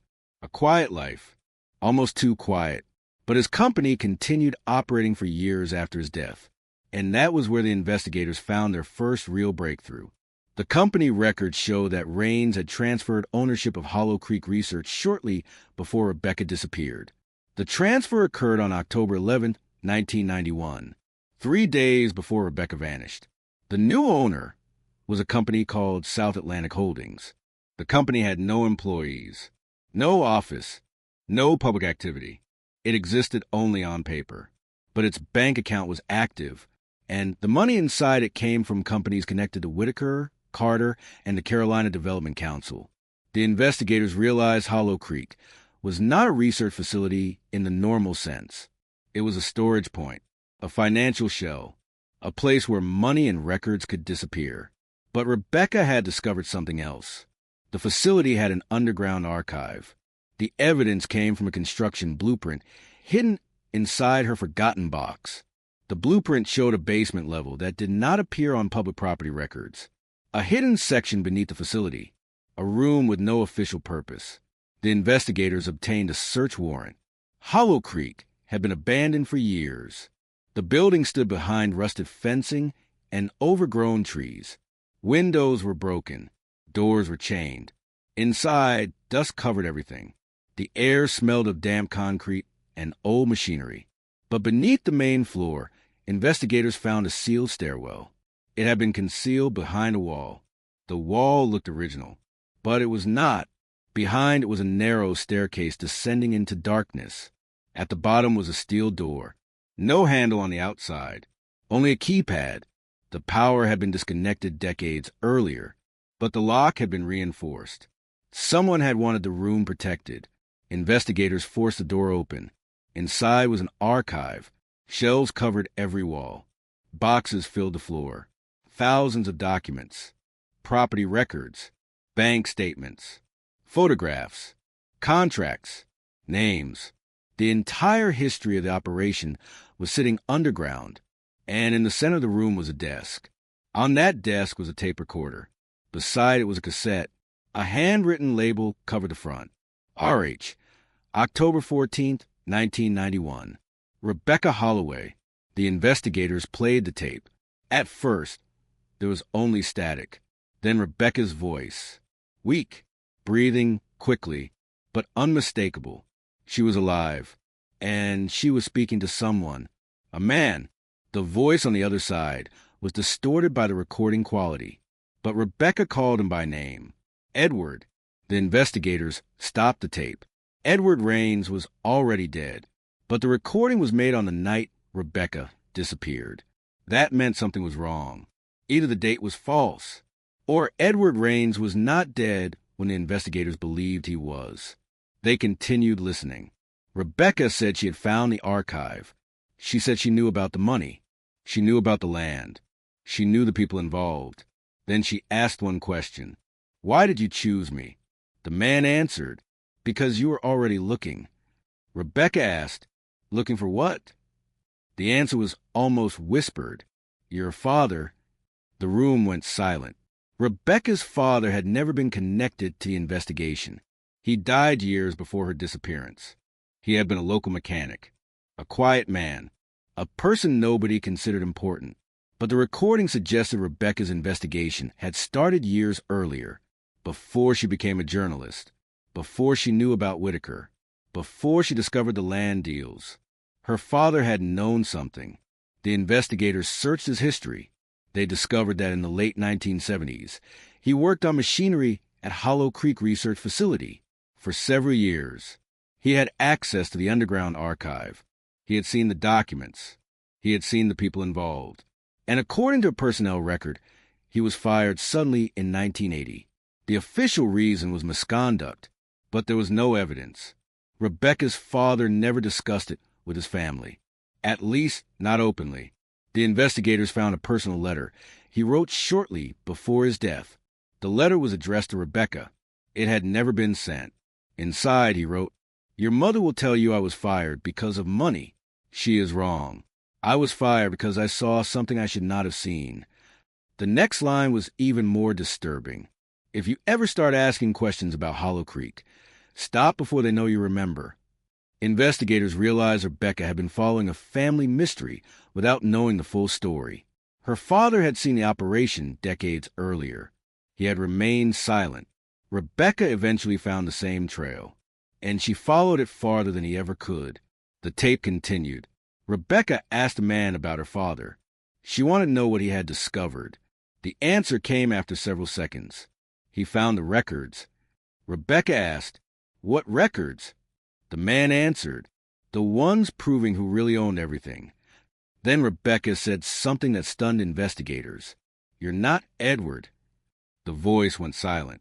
Rebecca continued, "I know Edward Raines died years ago." Another pause. Then the man said, "Good." The recording ended. The investigators replayed the final seconds repeatedly. Rebecca knew the man was using Edward Raines' identity, which meant someone else was behind the voice. Someone alive. Someone who had access to Hollow Creek. Someone who knew about Rebecca's father. The investigators searched the archive again. In a locked drawer, they found an employee ledger. The names were old. Some were crossed out. Some had handwritten notes. But one name remained untouched. Samuel Holloway, Rebecca's father. Beside his name was a handwritten symbol, the triangle, and underneath it, one sentence. "He knows where the original is." Investigators now understood. Rebecca's father had not simply discovered financial corruption. He had discovered an original document, the document proving who controlled the entire network. And if that document still existed, Rebecca may have found it. The final pages of the archive contained a map of South Carolina. Several locations were marked: the farmhouse, Hollow Creek, the county courthouse, the newspaper office, and one final location far outside Millbrook County, a remote property near the coast. Investigators recognized the name immediately. It belonged to Rebecca's family, a property inherited by her father decades earlier, a property Rebecca had never mentioned in her investigation, a property that had been abandoned since 1982. The investigators traveled there. Inside the old house, they found dust-covered furniture, broken windows, rotting wood. Nothing appeared unusual until they reached the attic.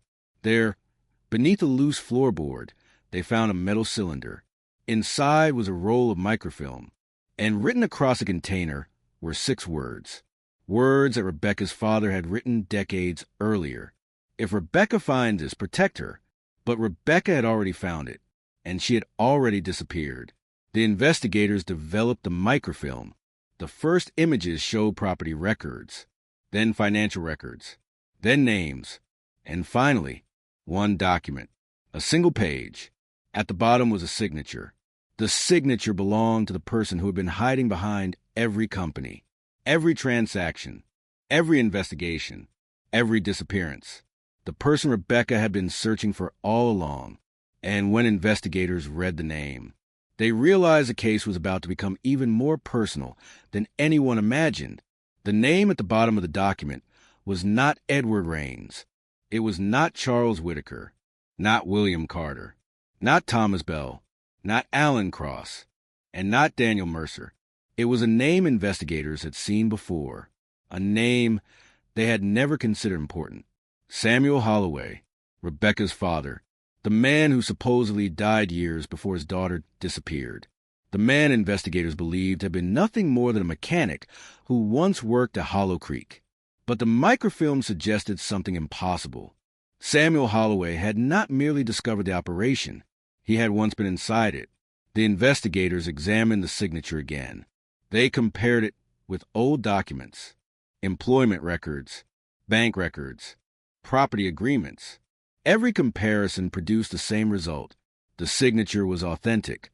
Samuel Holloway had signed the original agreement, the agreement that connected Hollow Creek Research to the network controlling Millbrook County. But there was something else. A handwritten note beneath his signature. "I want out." 2 words. A confession. A warning. Maybe both. The investigators now had to reconstruct a part of history that had been hidden for decades. In the late 1970s, Samuel Holloway worked at Hollow Creek. Officially, he repaired machinery. Unofficially, he had access to the underground archive. He saw documents. He saw names. He saw money moving between companies. And eventually, he realized something. Hollow Creek was not a legitimate research facility. It was a central archive for an organization that used property deals and political influence to control entire communities. Samuel became afraid. He wanted out. But the people running the operation did not allow people to simply walk away. The investigators found evidence that Samuel attempted to expose them in 1980. He contacted someone, a government investigator. The investigator disappeared from public records shortly afterward. Samuel was fired. His reputation was destroyed, and his family was warned. He returned home and never spoke about what he had seen. But he did something else. He created a backup. The microfilm. He hid it inside his family property. And he waited. Years later, Rebecca found it. That changed everything. Because Rebecca had not discovered the network by accident. She had inherited the investigation from her father. She had followed the same trail. She had found the same names. And she had reached the same conclusion. The people behind the operation were still active.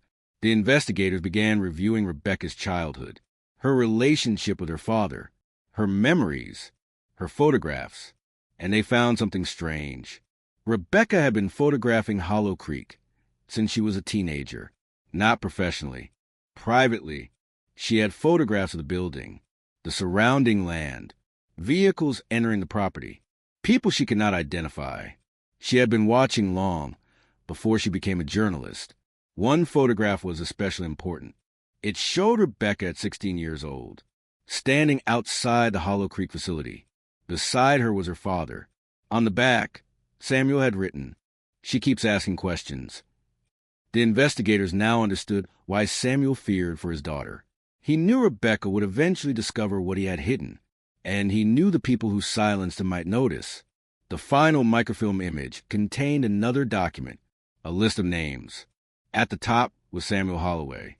Below him were several names already familiar to investigators: Charles Whitaker, William Carter, Thomas Bell, Alan Cross, and Daniel Mercer. But beside Mercer's name was something different, a handwritten note. Not one of them. The investigators realized their earlier suspicions about Mercer were wrong. He had been investigating the network from the inside. He had known Samuel. He had known Rebecca.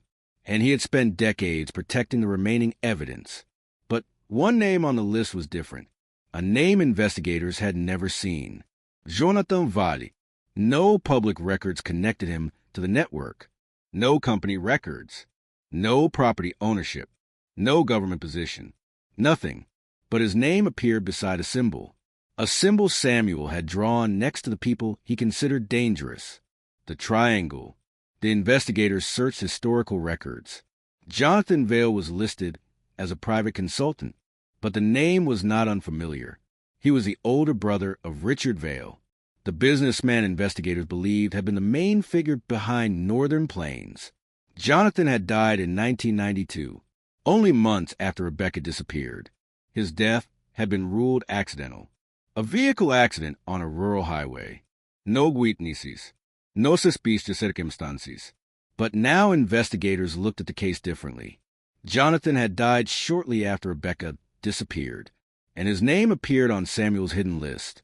The investigators reopened his death. They found something alarming. His vehicle had been tampered with. The original report mentioned a mechanical failure, but the evidence supporting that conclusion had vanished. Again, missing evidence, missing photographs, missing reports. The same pattern, the same silence. The investigators began to understand how the system worked. When someone became dangerous, they did not always kill them. Sometimes they destroyed their reputation. Sometimes they made them disappear. Sometimes they allowed an accident to tell the story for them. Rebecca had discovered the pattern. Samuel had discovered it before her. And now investigators believe they knew why she was targeted. She was not simply investigating land corruption. She was proving that the network had been eliminating problems for years.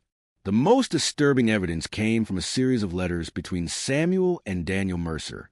The letters were never delivered. They were found among Mercer's private belongings. In one, Samuel wrote, "My daughter is asking the same questions I asked.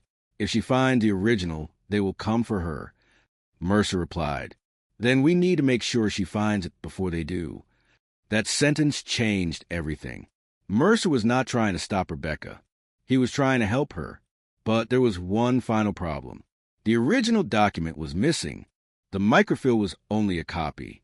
The document Samuel referred to as the original had disappeared, and investigators now believed Rebecca found it shortly before she vanished. Her notebook contained one final clue: a location, a warehouse near the South Carolina coast.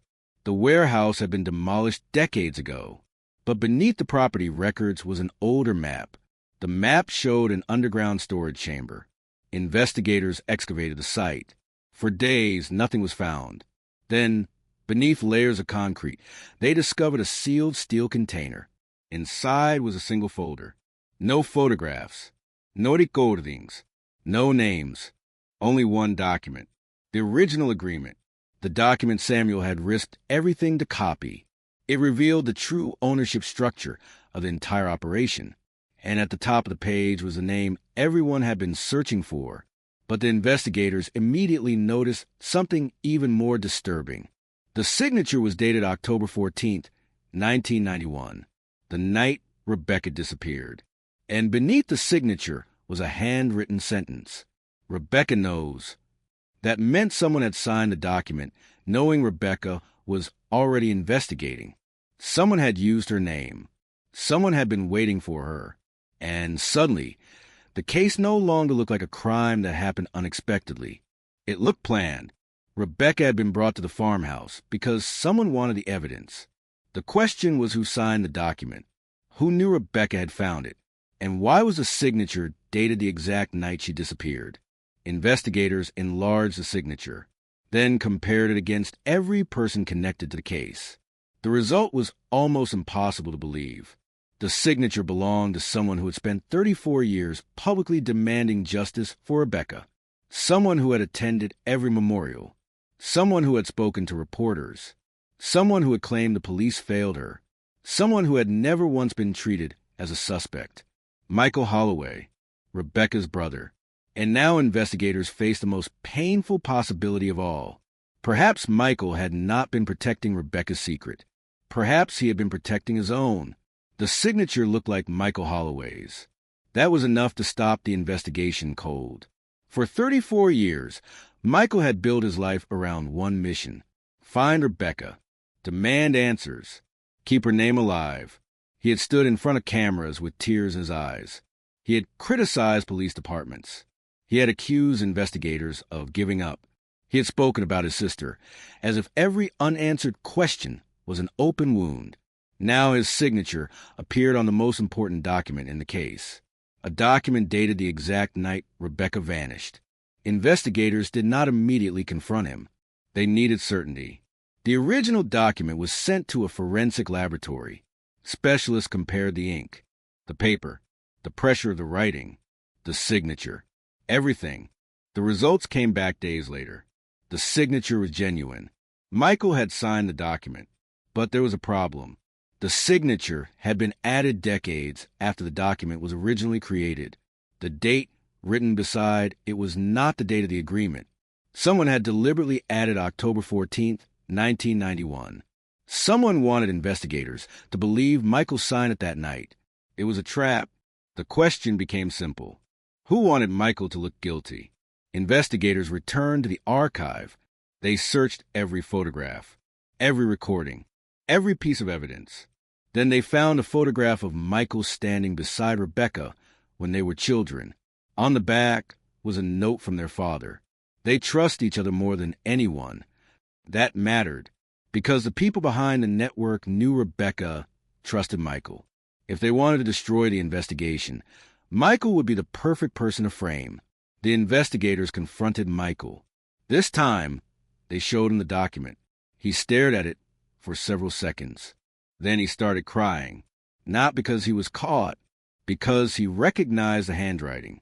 He said, "That's not my signature." The investigators asked him why it looked exactly like his. Michael answered, "Because my father taught me how to write it." Then he revealed something he had never told anyone.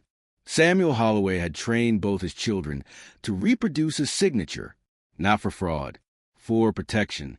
When Rebecca was young, Samuel told his children that one day they might need to sign documents on his behalf. Michael had forgotten about it until he saw the forged signature. Now investigators had a new suspect, someone who knew Samuel's handwriting, someone who knew Michael's signature, someone who knew Rebecca's investigation, someone who understood the entire system. Thomas Bell. But Bell denied forging the document.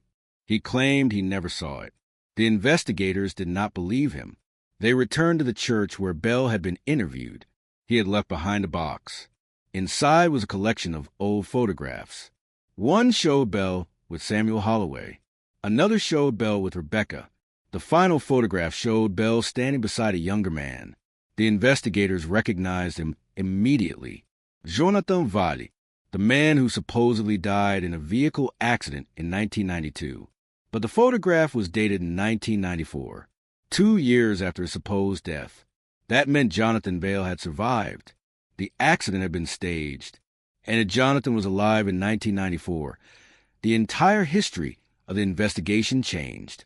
The investigators searched for him. His trail disappeared. But they found a connection. A small company in Charleston had received regular payments from an unknown individual. The payments continued until 2001. The company's registered director was listed as Jonathan Valle. The man had been alive, living under another identity, and he had been paying someone. The recipient was Michael Holloway. The investigators were stunned. Why would Jonathan Valle pay Rebecca's brother? They traced the payments. They discovered Michael received money for nearly 7 years, but the amounts were not large. They looked like payments designed to avoid attention.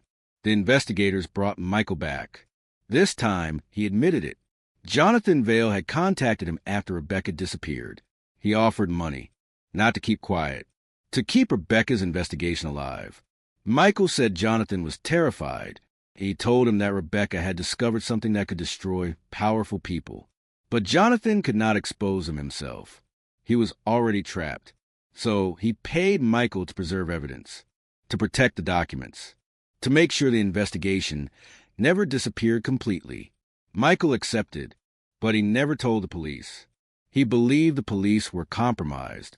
He also believed that if he spoke, Rebecca's killers would know exactly where the evidence was. The detectives asked him one question. Did Jonathan kill Rebecca? Michael shook his head. No. Then who did?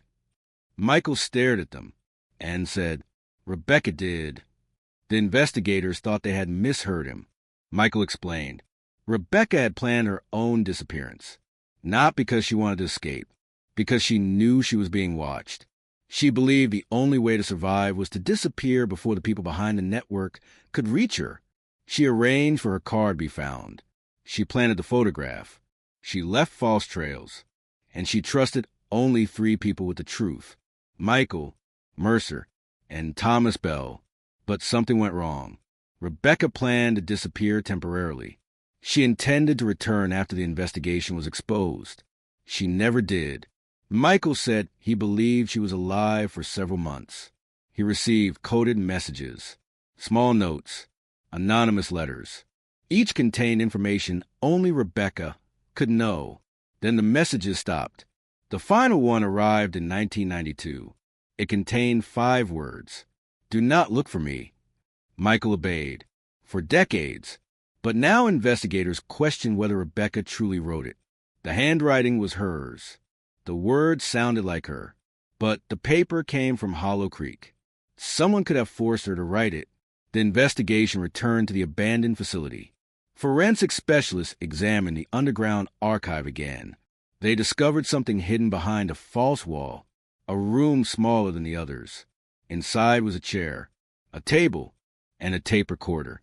There were scratches on the floor, deep scratches, as if heavy furniture had been dragged repeatedly.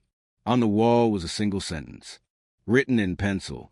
I told them where the original was. Investigators compared the handwriting. It belonged to Rebecca. She had been inside that room. But when the tape recorder contained several recordings, most were damaged. One remained clear. Rebecca's voice. She sounded exhausted, but alive. She said, If anyone finds this, Don't trust the story they told you. A pause. Then, I was never taken from the farmhouse. The investigators stopped the recording. That sentence contradicted everything. Rebecca was telling them she was never taken. She left voluntarily. But then another voice appeared. A man's voice. A voice investigators recognized immediately. Daniel Mercer. He said, "Rebecca, you can't do this." Rebecca answered, "If I stay, they win." Mercer said, "You're not disappearing. You're walking into another trap." Rebecca responded, "I already know." Then the recording ended. Investigators played it again. And again. The meaning was clear. Rebecca knew Mercer. Mercer knew Rebecca planned to disappear. But neither had expected what happened next. The final recording contained a sound. A door opening. Footsteps. Then Rebecca whispered one sentence. "He's here." Silence. Then the sound of the tape being knocked over. A struggle. And one final word. Not a name. Not a warning. A location. Rebecca whispered, "Charleston." The recording ended. Investigators immediately searched historical records. Hotels. Bus stations. Train tickets. Airport records. Anything connected to Rebecca after October 14th, 1991. For decades, investigators assumed she never left Millbrook County. Now, they knew that assumption might have been wrong. And one record finally surfaced. A bus ticket purchased under a false name. Destination, Charleston. Date, October 15th, 1991. The day after Rebecca disappeared. The passenger name was not Rebecca Holloway, but the handwriting on the ticket stub was hers. The Charleston ticket was the first proof that Rebecca Holloway may have survived the night everyone thought she vanished. For 34 years, the case had been built around one assumption. Rebecca disappeared at the farmhouse. But the ticket suggested something different. She left, alive. And if she reached Charleston, then the most important question in the case changed. What happened after she got there? Investigators obtained the original bus manifest. The passenger had used the name Rachel Monroe, a name Rebecca had used before. Not often, but enough to prove it was intentional. The ticket had been purchased with cash. No identification. No return trip. The bus left before sunrise. That meant Rebecca had planned carefully. She knew she needed to leave quickly. She knew someone might be watching the roads. And she knew exactly where she wanted to go. Charleston. Investigators searched the city for any trace. Hotels, motels, train stations, bus terminals, apartment records, old newspaper archives. Nothing. Then they found an address written in Rebecca's notebook. A small apartment above a closed bookstore. The building no longer existed, but the landlord's record survived. In October 1991, a woman named Rachel Monroe rented a room for 3 nights. She paid cash. She left without collecting her belongings. The landlord remembered one detail. She had been frightened. The investigators showed him Rebecca's photograph. He immediately recognized her. That's her. For the first time in decades, the case had a witness who could place Rebecca alive after the disappearance. The landlord said Rebecca arrived alone. She carried one bag. She asked whether anyone had been asking questions about the building. Then she asked about the Old Harbor District, specifically a warehouse. The landlord remembered the name, Pier 17. Investigators searched historical property records. Pier 17 had been owned by a shipping company connected to Hollow Creek. That was impossible to ignore. The company had been used by the same network. Money moved through it. Documents passed through it. And according to Rebecca's father's records, the warehouse had been used as a secondary archive. Investigators went there. The building was gone, demolished years earlier. But an old photograph showed something beneath it, a basement entrance. The city records claimed the basement was sealed before demolition. Investigators obtained excavation records. The demolition contractor had reported an underground chamber, but no record showed what was removed. The contractor was dead. His company no longer existed, but his son still lived nearby. When investigators spoke to him, he remembered his father discussing the building. He remembered one sentence. That basement was already empty when we got there. But his father had kept one item, a key, a small brass key marked with the Hollow Creek symbol. The son gave it to investigators. It opened nothing in Charleston, but it opened something in the Hollow Creek archive, a drawer investigators had not been able to access. Inside was a cassette tape. The label read, Rachel, October 16th, 91. Rebecca had been in Charleston. She had been recording something. The tape began with street noise, cars, wind, distant voices. Then Rebecca spoke. Her voice was quieter than before. She said, I know who they are now. A pause. I know why my father was fired. Another pause. And I know why they were so afraid of him. Then came the sentence investigators had been waiting for. The original document isn't about land. Silence. It is about people. Rebecca explained that the network was not simply stealing property. It was building influence. It had spent decades placing people in positions where they could control records, investigations, contracts, and public decisions. The land deals were only one part. The real objective was control. Rebecca had found evidence that people were being selected, recruited, promoted, protected. Some were politicians, some were businessmen, some were law enforcement officers, and some were journalists. The network did not need control, everyone. It only needed enough people in the right places. Rebecca called it a private government, a system operating behind the official one. Then she named the person who created it. Not William Carter, not Edward Raines, not Jonathan Vail. The founder was Rebecca's own father, Samuel Holloway. The investigators were stunned, but Rebecca immediately explained.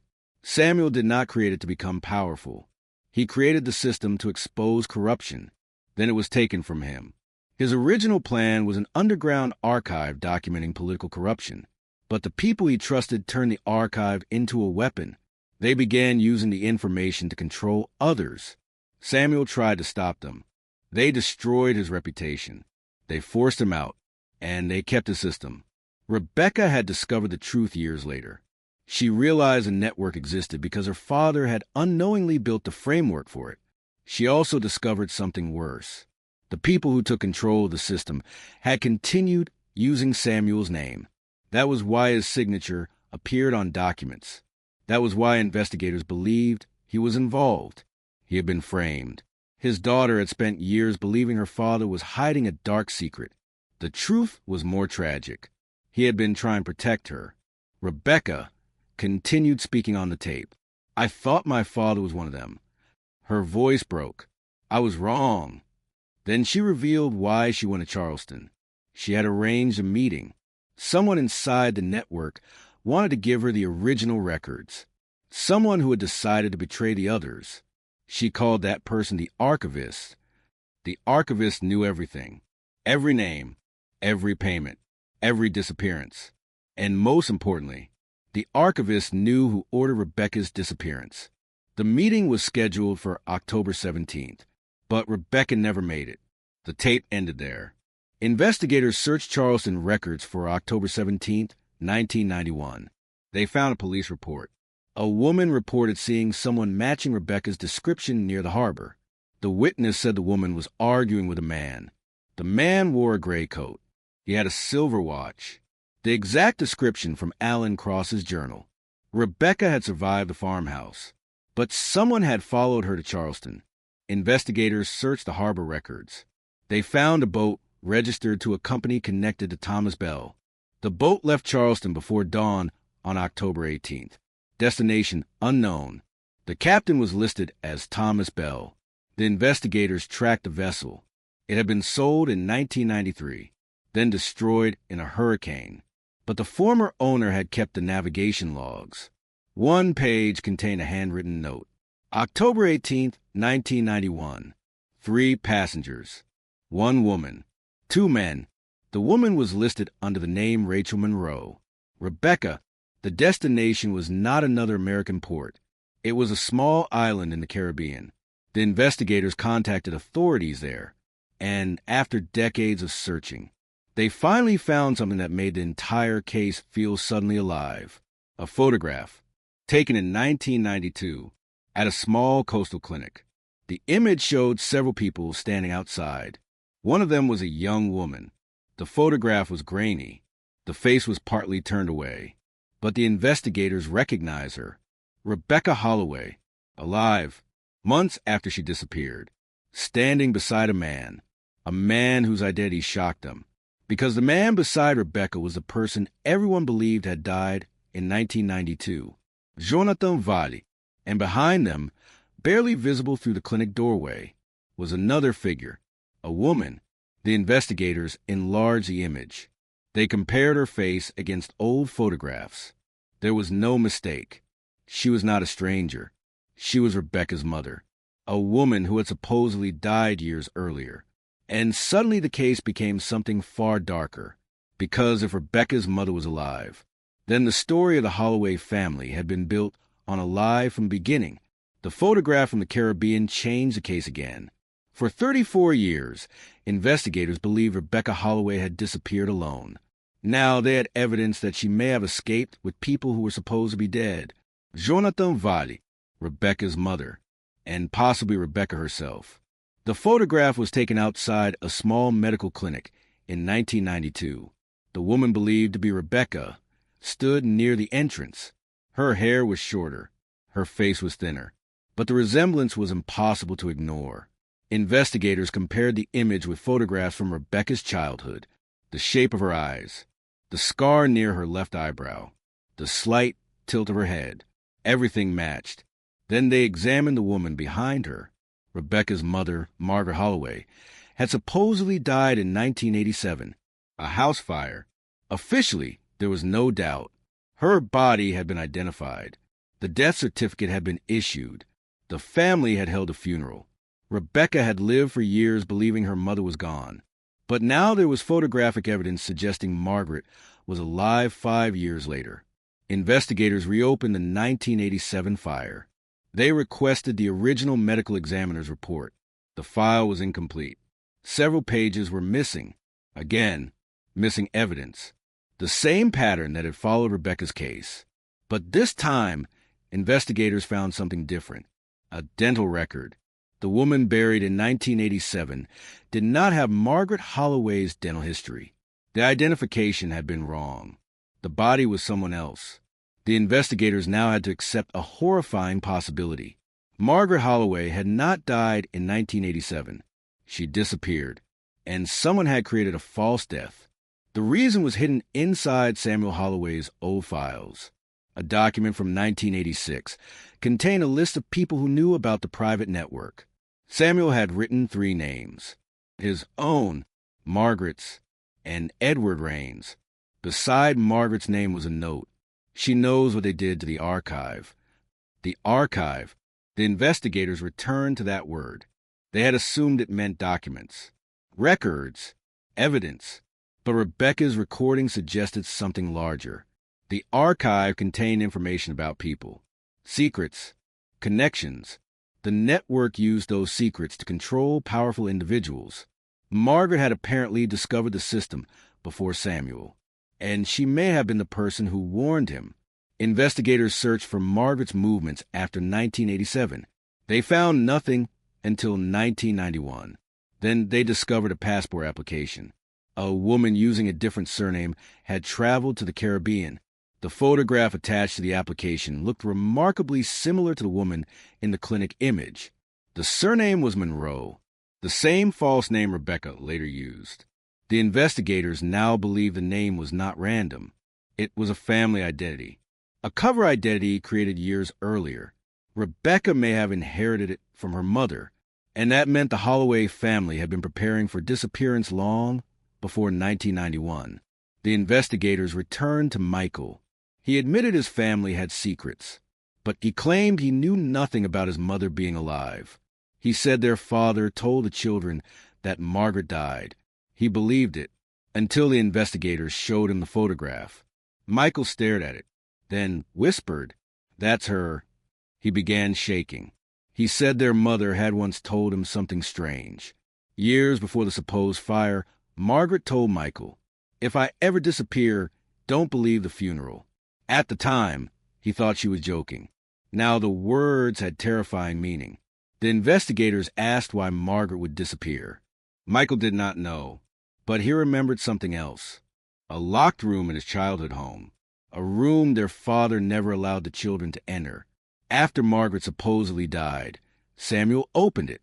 Inside were boxes, photographs, documents, and a map. Michael remembered seeing the Hollow Creek symbol. He also remembered seeing his mother's handwriting. The investigators searched the old family property. The house had been sold decades earlier, but Michael knew where the locked room had been. The current owner agreed to let investigators examine the basement. Behind a layer of drywall, they found a hollow space. Inside was a small wooden case. The case contained letters. Margaret had written them. The earliest was dated 1984. The final one was dated October 1991. The final letter was addressed to Rebecca. It began, "If you are reading this, then you have found the part of our family story I tried to bury." Margaret explained that she had discovered the network while working with Samuel. She believed they could expose it. But then she realized the network had already infiltrated their lives. Someone close to the family was reporting everything they did. Someone who knew their plans. Someone they trusted. Margaret wrote that she eventually discovered the identity of the informant, but she never named the person. Instead, she wrote, "Your brother will think he knows. Your father will think he knows. But neither understands what I discovered." Then came the final line. The person who betrayed us was not working for them. They were working for themselves. Investigators read the sentence again. The betrayal was not simply corruption. Someone had manipulated both sides. Someone wanted the network to collapse so they could take control. And that person was still alive. The final letter contained a clue. A date. October 17th, 1991. The same day Rebecca planned to meet the archivist. Margaret knew the meeting would happen. That meant she was involved. Perhaps she was the archivist. Perhaps she had been working behind the scenes to bring down the network. Investigators returned to the Caribbean Clinic. They found the doctor who had treated Rebecca in 1992. He was elderly but alive. When investigators showed him Rebecca's photograph, he remembered her. He said she arrived with her mother. But there was another person, a man. The doctor identified him as Jonathan Vale. He said Jonathan was badly injured. He had burns across one side of his body. He told the doctor he had survived a vehicle accident, but the doctor never believed him. He said Jonathan seemed afraid. He also said something stranger. Jonathan repeatedly asked whether anyone had followed them. The investigators asked where they went afterward. The doctor said Rebecca, and Margaret left the clinic first. Jonathan followed later. He never returned. The trail seemed to disappear again. But then the doctor remembered something. Rebecca left a package behind. She told him, "If anyone comes asking for me, give them this." The doctor had kept it for decades. He retrieved a small envelope. Inside was a photograph. The photograph showed Rebecca, Margaret, and Jonathan. But the most important detail was in the background. A fourth person. A man standing beside a vehicle. The image was taken outside the clinic. Investigators enlarged the face. They recognized him immediately. Daniel Mercer, the retired sheriff. The man who claimed he had spent decades searching for Rebecca. But he was not alone. Standing beside Mercer was another man. Someone whose identity had never appeared in the investigation. The archivist. The person who knew everything. And when investigators identified him, they discovered the final connection.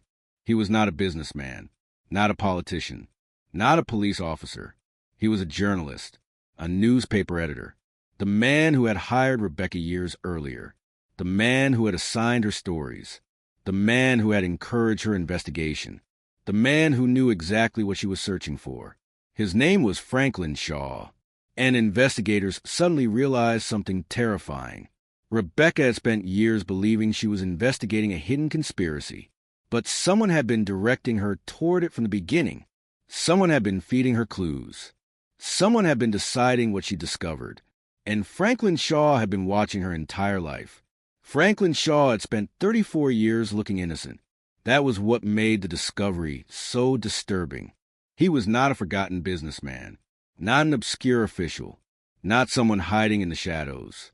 He was visible every week. For decades, his name appeared on newspaper mastheads, community boards, charity events, and photographs from local ceremonies. He had been the editor of the very newspaper where Rebecca Holloway worked. He had hired her, trained her, encouraged her, and, according to the evidence now emerging, guided her toward the story that ultimately destroyed her life. Investigators reviewed Rebecca's employment records. At first, everything looked normal. Shaw had praised her work. He had given her investigative assignments. He had defended her when local officials complained. But then detectives discovered a private collection of documents Shaw had kept outside the newspaper archive. Inside were copies of Rebecca's early notes. Not published stories, not articles, private research. Information Rebecca had never submitted to the newspaper. Someone had been copying her work, and that someone was Franklin Shaw. The investigators found one page dated 1988. Rebecca was 24. She had written a short note about her father. At the bottom was a sentence. "Dad never tells me what happened at Hollow Creek." Shaw had underlined it. Beside it, he wrote, "Keep her interested." That sentence changed the entire meaning of Rebecca's career. She had believed she was following clues, but someone had been deliberately placing them in her path. Investigators discovered another document, a typed memorandum. No official letterhead, no signature. It described Rebecca as intelligent, persistent, and emotionally connected to the Hollow Creek mystery. The final line was chilling. She will eventually find the archive.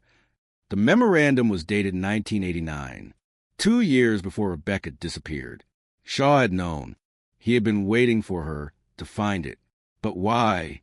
That question led investigators back to Margaret Holloway, the supposed victim of the 1987 house fire, the woman who was secretly alive, the woman seen beside Rebecca in the Caribbean. The investigators compared old photographs of Margaret with photographs of Franklin Shaw. They discovered something nobody expected. Shaw and Margaret had known each other for years. Not professionally. Personally. Their relationship went back to the late 1970s, before Rebecca became a journalist, before Hollow Creek became the center of the investigation, before Samuel Holloway was fired. They had been part of the same circle. And that circle had included Edward Raines, William Carter, Jonathan Valli, Charles Whitaker. The entire network was suddenly connected, but there was a deeper layer. Shaw had not created the network. Margaret had, or at least that was what the evidence suggested.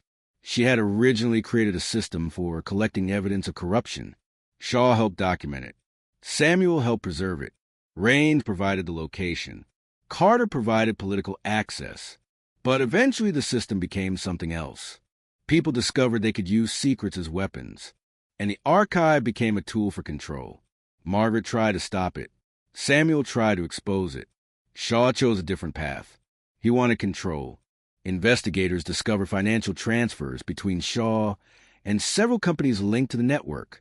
But the payments were not from the beginning. They started in 1989, the same year Rebecca began investigating Hollow Creek. That timing was impossible to ignore. Shaw had recruited Rebecca because she was the perfect investigator. Young, determined, trusted, and connected to the one family whose history could unlock the archive. Her father had the original records. Her mother knew the network. Rebecca had the curiosity. Shaw needed all three. But something went wrong. Rebecca discovered that Shaw was manipulating her. She began keeping secrets from him. She stopped submitting notes. She created private files. She started recording conversations. And eventually, she discovered the truth. A recording found inside Shaw's personal archive proved it. Rebecca's voice was heard asking, "How long have you been sending me these clues?" Shaw answered, "Long enough." Rebecca asked, "Why?" Shaw said, "Because you're the only one who can find what your father hid." Rebecca responded, "And then what?" Shaw did not answer. Rebecca understood. She said, You don't want to expose them. Shaw finally spoke. No. Rebecca asked, "What do you want?" Shaw answered, "The archive." The investigators stopped the recording. That was the motive. Shaw did not want justice. He wanted the information. He wanted the secrets. He wanted the power the archive could provide. And Rebecca had unknowingly been searching for it on his behalf. But then she discovered the final piece, the original document, the document that showed who controlled the network, the document that could destroy everyone involved, including Franklin Shaw, that explained the events of October 14th, 1991. Rebecca found the original. Shaw knew. She ran. She went to the farmhouse. She contacted Mercer. She escaped to Charleston.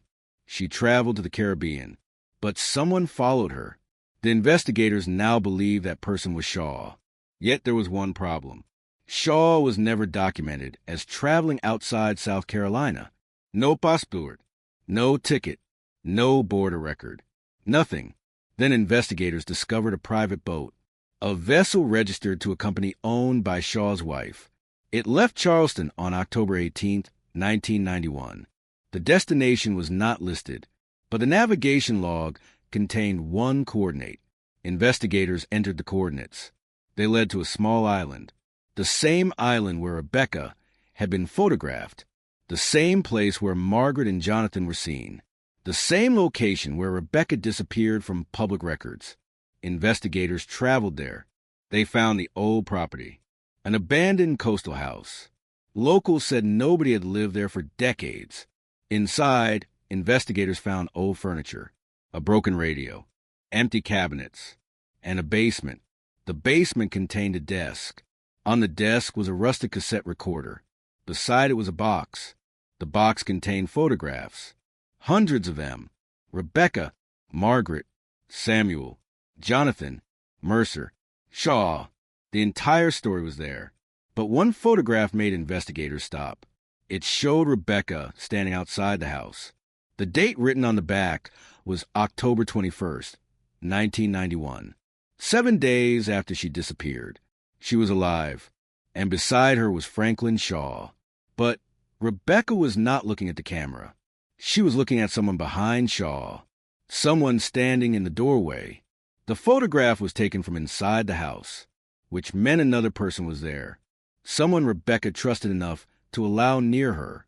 The investigators enlarged the image, and the face became visible. It was Michael Holloway, Rebecca's brother, again. But this time, the evidence was different. Michael was not hiding. He was standing beside Rebecca, and Rebecca was holding something in her hand, a folder, the original document, the document everyone had been searching for. Investigators realized the truth. Rebecca had escaped. She had survived. She had taken the original document with her, and she had returned to the island because she believed she had found a way to expose Shaw. But she had not realized one thing. Franklin Shaw had followed her. The final cassette inside the basement contained a recording made on October 22nd. Rebecca was speaking. Her voice was calm, almost unnaturally calm. She said, "Franklin thinks he has won." A pause. "He hasn't." Then Michael's voice appeared. "Rebecca, we have to leave." Rebecca answered, "Not yet." Michael asked, "Why?" Rebecca replied, "Because someone else is coming." The recording continued. Footsteps, a door opening, then a man's voice, a voice investigators did not recognize. He said, "Rebecca." She responded, "You're late." The man answered, "I had to make sure nobody followed me." Rebecca said, "Did you bring it?" The man replied, "Yes." Then the recording ended. Investigators replayed it repeatedly. The unknown man had brought something Rebecca needed, something that could destroy Franklin Shaw, the original archive, not copies, not photographs, the entire database. And the investigators suddenly realized why Shaw had spent decades trying to control the story. He was not afraid of Rebecca. He was afraid of what Rebecca knew. But the most disturbing discovery came next. Inside the same basement was a second photograph, taken after the recording. Rebecca was gone. Michael was gone. Franklin Shaw was gone. Only one person remained, the unknown man. And beneath the photograph was a handwritten message. If they find Rebecca, they will find me. The handwriting was Rebecca's. Investigators compared it against her known notes. It matched. Then they found another sentence written beneath it. I was never the victim. The case suddenly turned upside down. Rebecca had not simply been running from a conspiracy. She had been fighting it from inside. She had disappeared deliberately. She had gathered evidence. She had built a network of her own. And she had trusted someone powerful enough to help her. But that person had one condition. Rebecca could never reveal his identity, because if she did, he would become the next target. Investigators finally understood why the case had remained unsolved for 34 years. Everyone had been looking for the wrong victim. Everyone had been looking for the wrong killer. And everyone had assumed the mystery ended with Rebecca's disappearance. It did not, because the final evidence suggested Rebecca survived long enough to build a second life, a hidden life, a life outside South Carolina. And somewhere inside that life, she left one final message, a message that would finally reveal what happened to her. The message was found in a letter mailed to the newspaper in 1994. It had no return address, no signature, only one sentence. Tell my brother I kept my promise. The letter had been filed away, forgotten, never connected to the cold case. Until now,